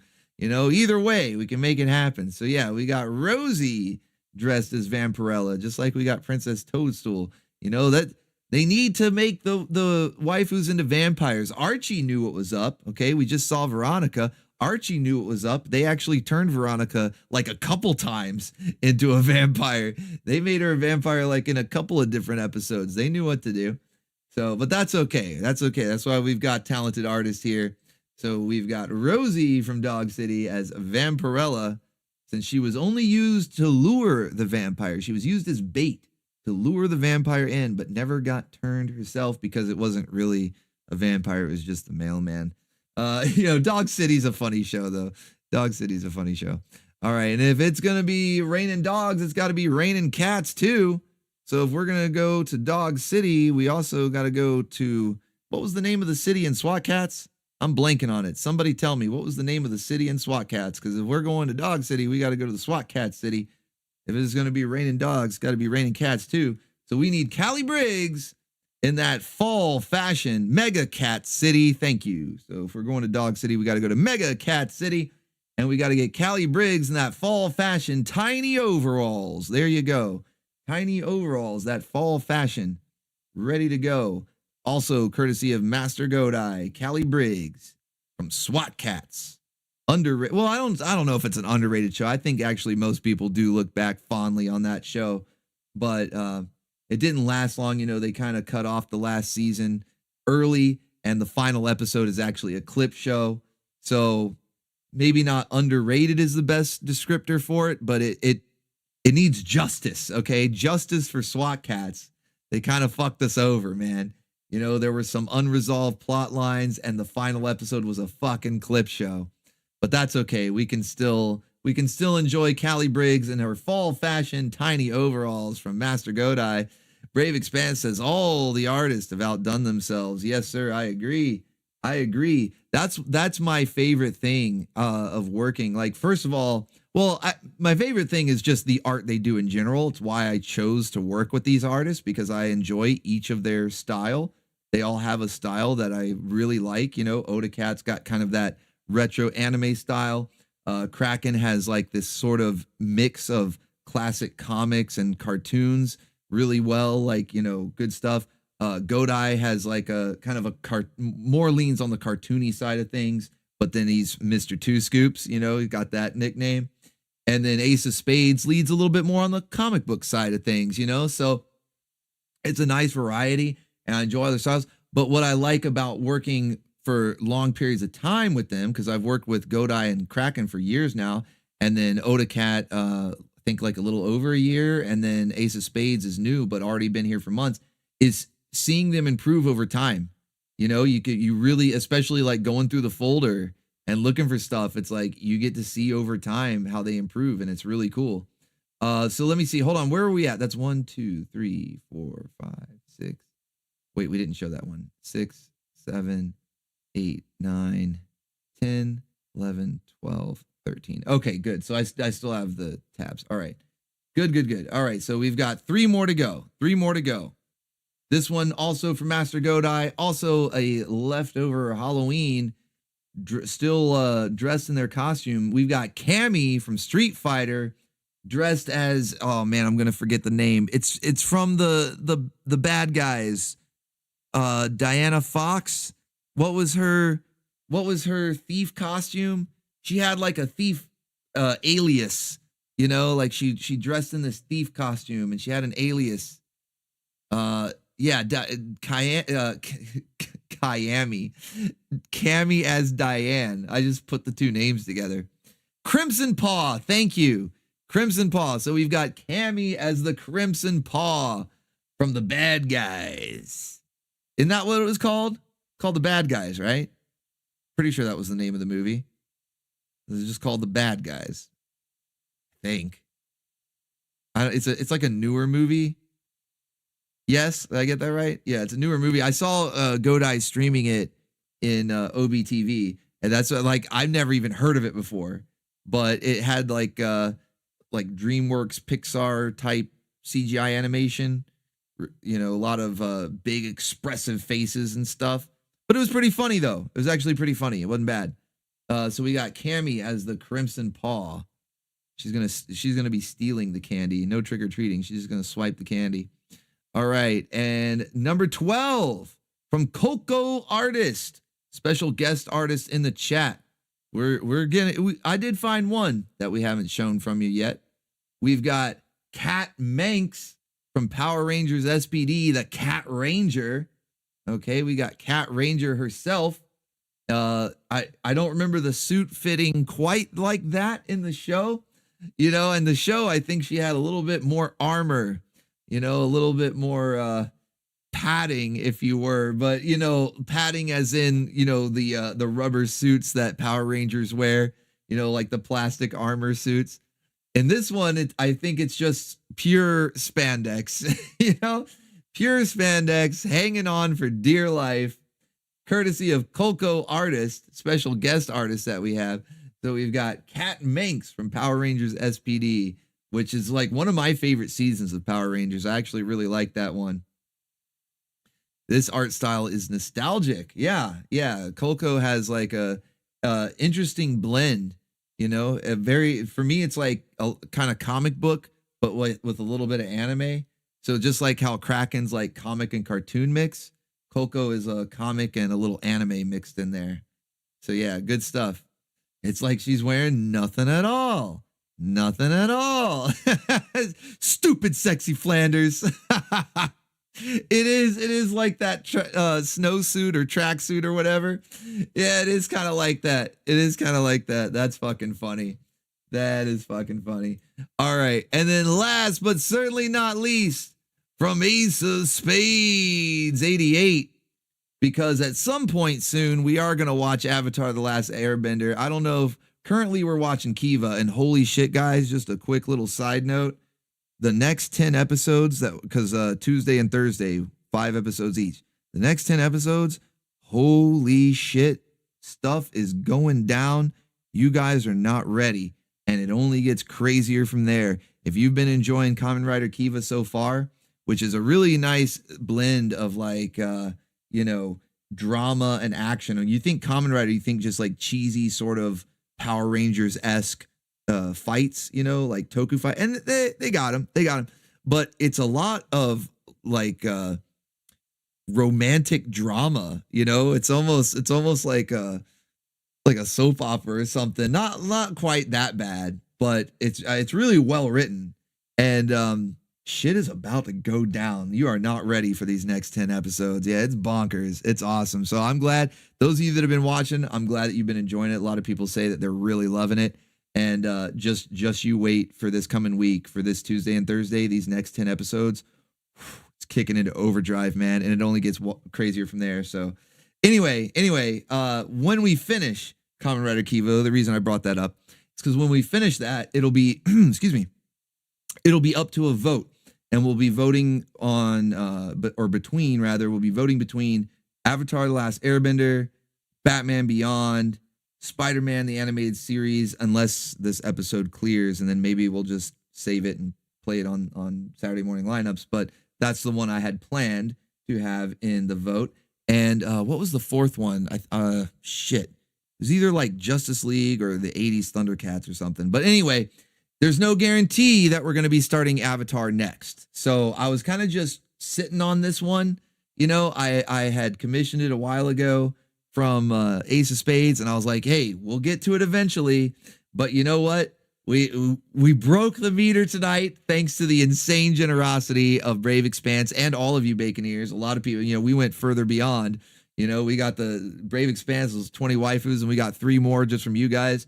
So world record here of the waifu roundup. So last but certainly not least, from Avatar: Last Airbender, you already know, Tavern's Pool is like, come on, let it be Ty Lee. Oh, come on, buddy. You should know me right now. Top waifu, of course, is Ty Lee. You already know she's the top waifu. And this also probably shows how long ago I planned to watch this show or to stream it for you guys in OBTV. Because when I commissioned it, it was still summer. It was like the tail end of summer. So I was like, hey, let's get her in a bikini, it's summer. But then I didn't think that we would be going through other stuff. And then Halloween was coming, and we were going to be watching Halloween themed stuff all through October.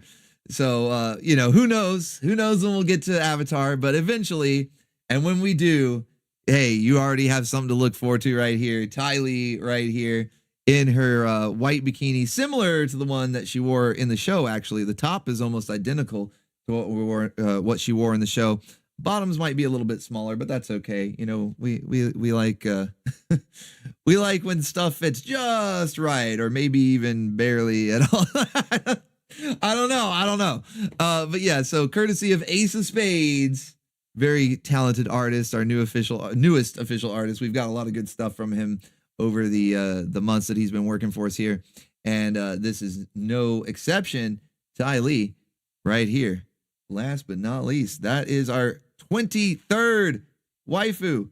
23rd waifu. Yeah, it's like diversity of pantsu. That's the only diversity that really matters, Saint Adam, is you're spot on. That's the only diversity we like around here, is diversity of pantsu.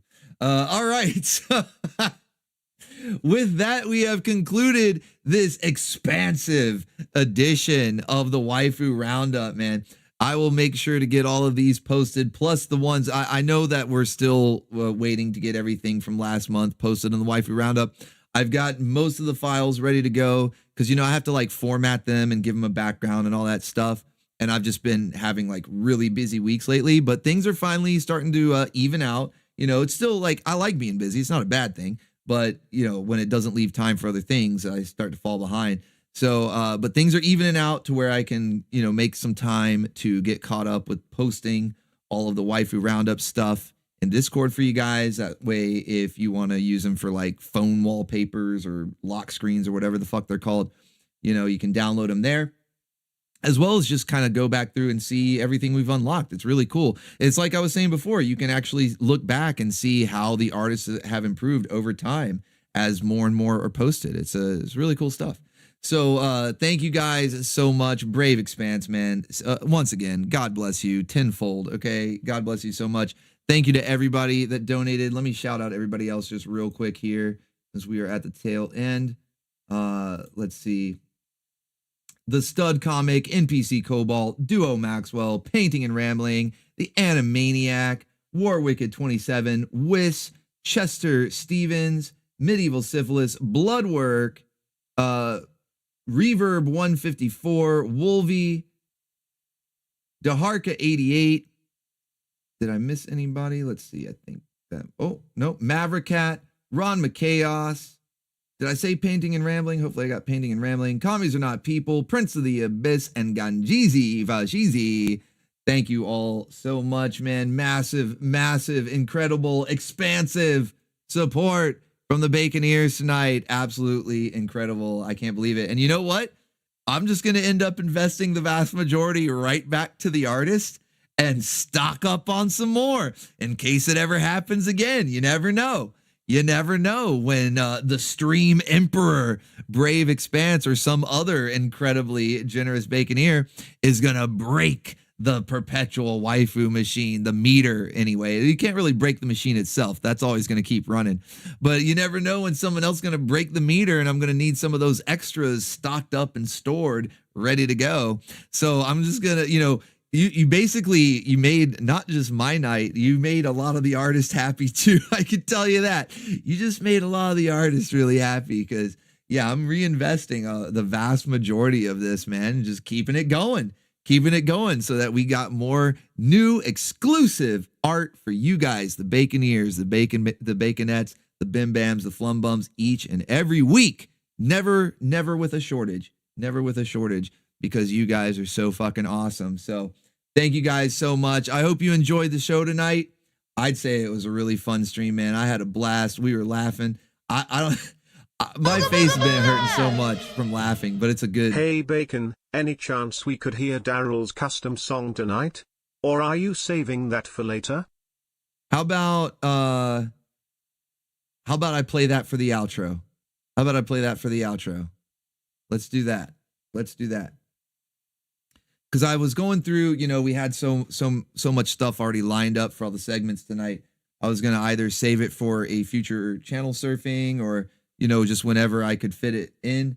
But you know what? We'll play it as the outro tonight. Sound good? I can dig that. All right, guys. Thank you all again for being so awesome. Okay. I want you all to stay awesome, stay based. God bless you all. Head over to the OBTV Discord. If you're not in there already, there should be a link in the description, because a few minutes after the stream ends, I just got to grab something to eat real quick. And of course, some water, because I've been zooking out tonight. And then we'll fire up the Maze OVAs. Don't worry. Like I said, they're only an hour in length total. The two together equal an hour. So it still is not going to keep you up that late. It was actually the perfect night to play those since we ran late tonight, man. Wow, everything just worked out great, man. This is fucking awesome. So head over there if you guys want to watch some anime, some zooked out anime, a little bit more maze in your face after the stream here. Otherwise, I hope to see you tomorrow morning for Saturday morning cartoons, and tomorrow night for the Anime Grindhouse. Grenadier, the beautiful warrior. That's going to be a fun ride with the Baconeers for sure. All right, I'm going to leave you now with your moment of Zook.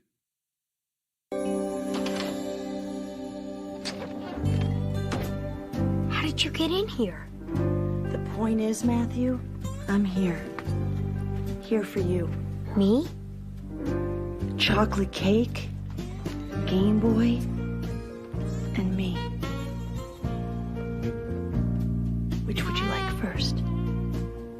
about my parents. Oh, they won't hear.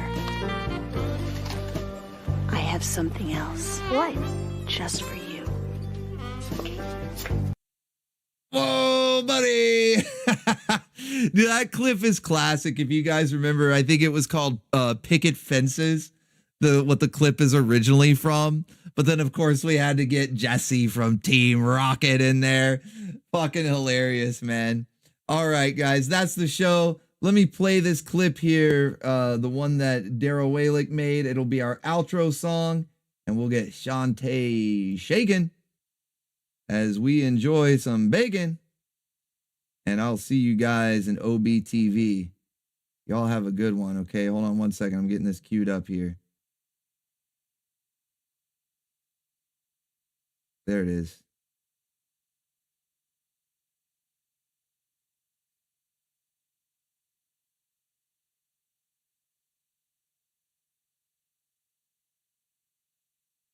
Sorry.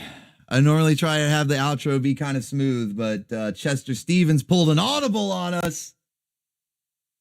Chester Stevens pulled an audible. No. It's too late now, man. It's too late. All right. Let's see. Where did that go? There it is. All right. Get that queued up. There we go. Okay. And now we can hit the outro rather. All right. Until next time, y'all remember. Until all is one. Yes, until all is one. Thank you for visiting me. It's been real. Tomorrow.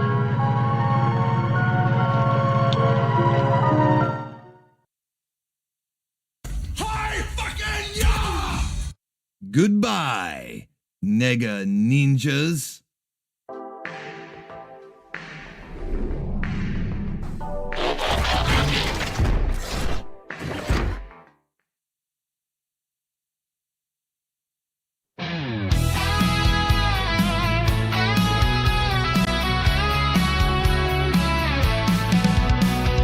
Wake up world, it's Saturday morning, pajamas on, the fun is born. Grab your cereal, strike a pose, SMC, here we go. Super friends beyond compare, flip the script, we're everywhere. From the couch to the cartoon zone, adventure cars on the SMC flow. SMC, hey, Saturday morning crew, let's break through. SMC, yo, heroes rise when the sun shines new.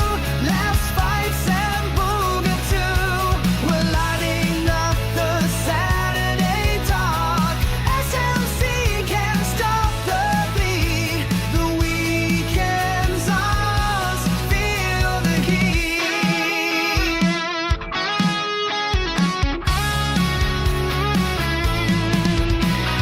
Laser swords and crashing jets. Villains quake when we bust loose. Superpowers, it's morphin' time. Every angle is our default. Out of this world, girls and talking cars. Epic quests and princess strikes. No school bells.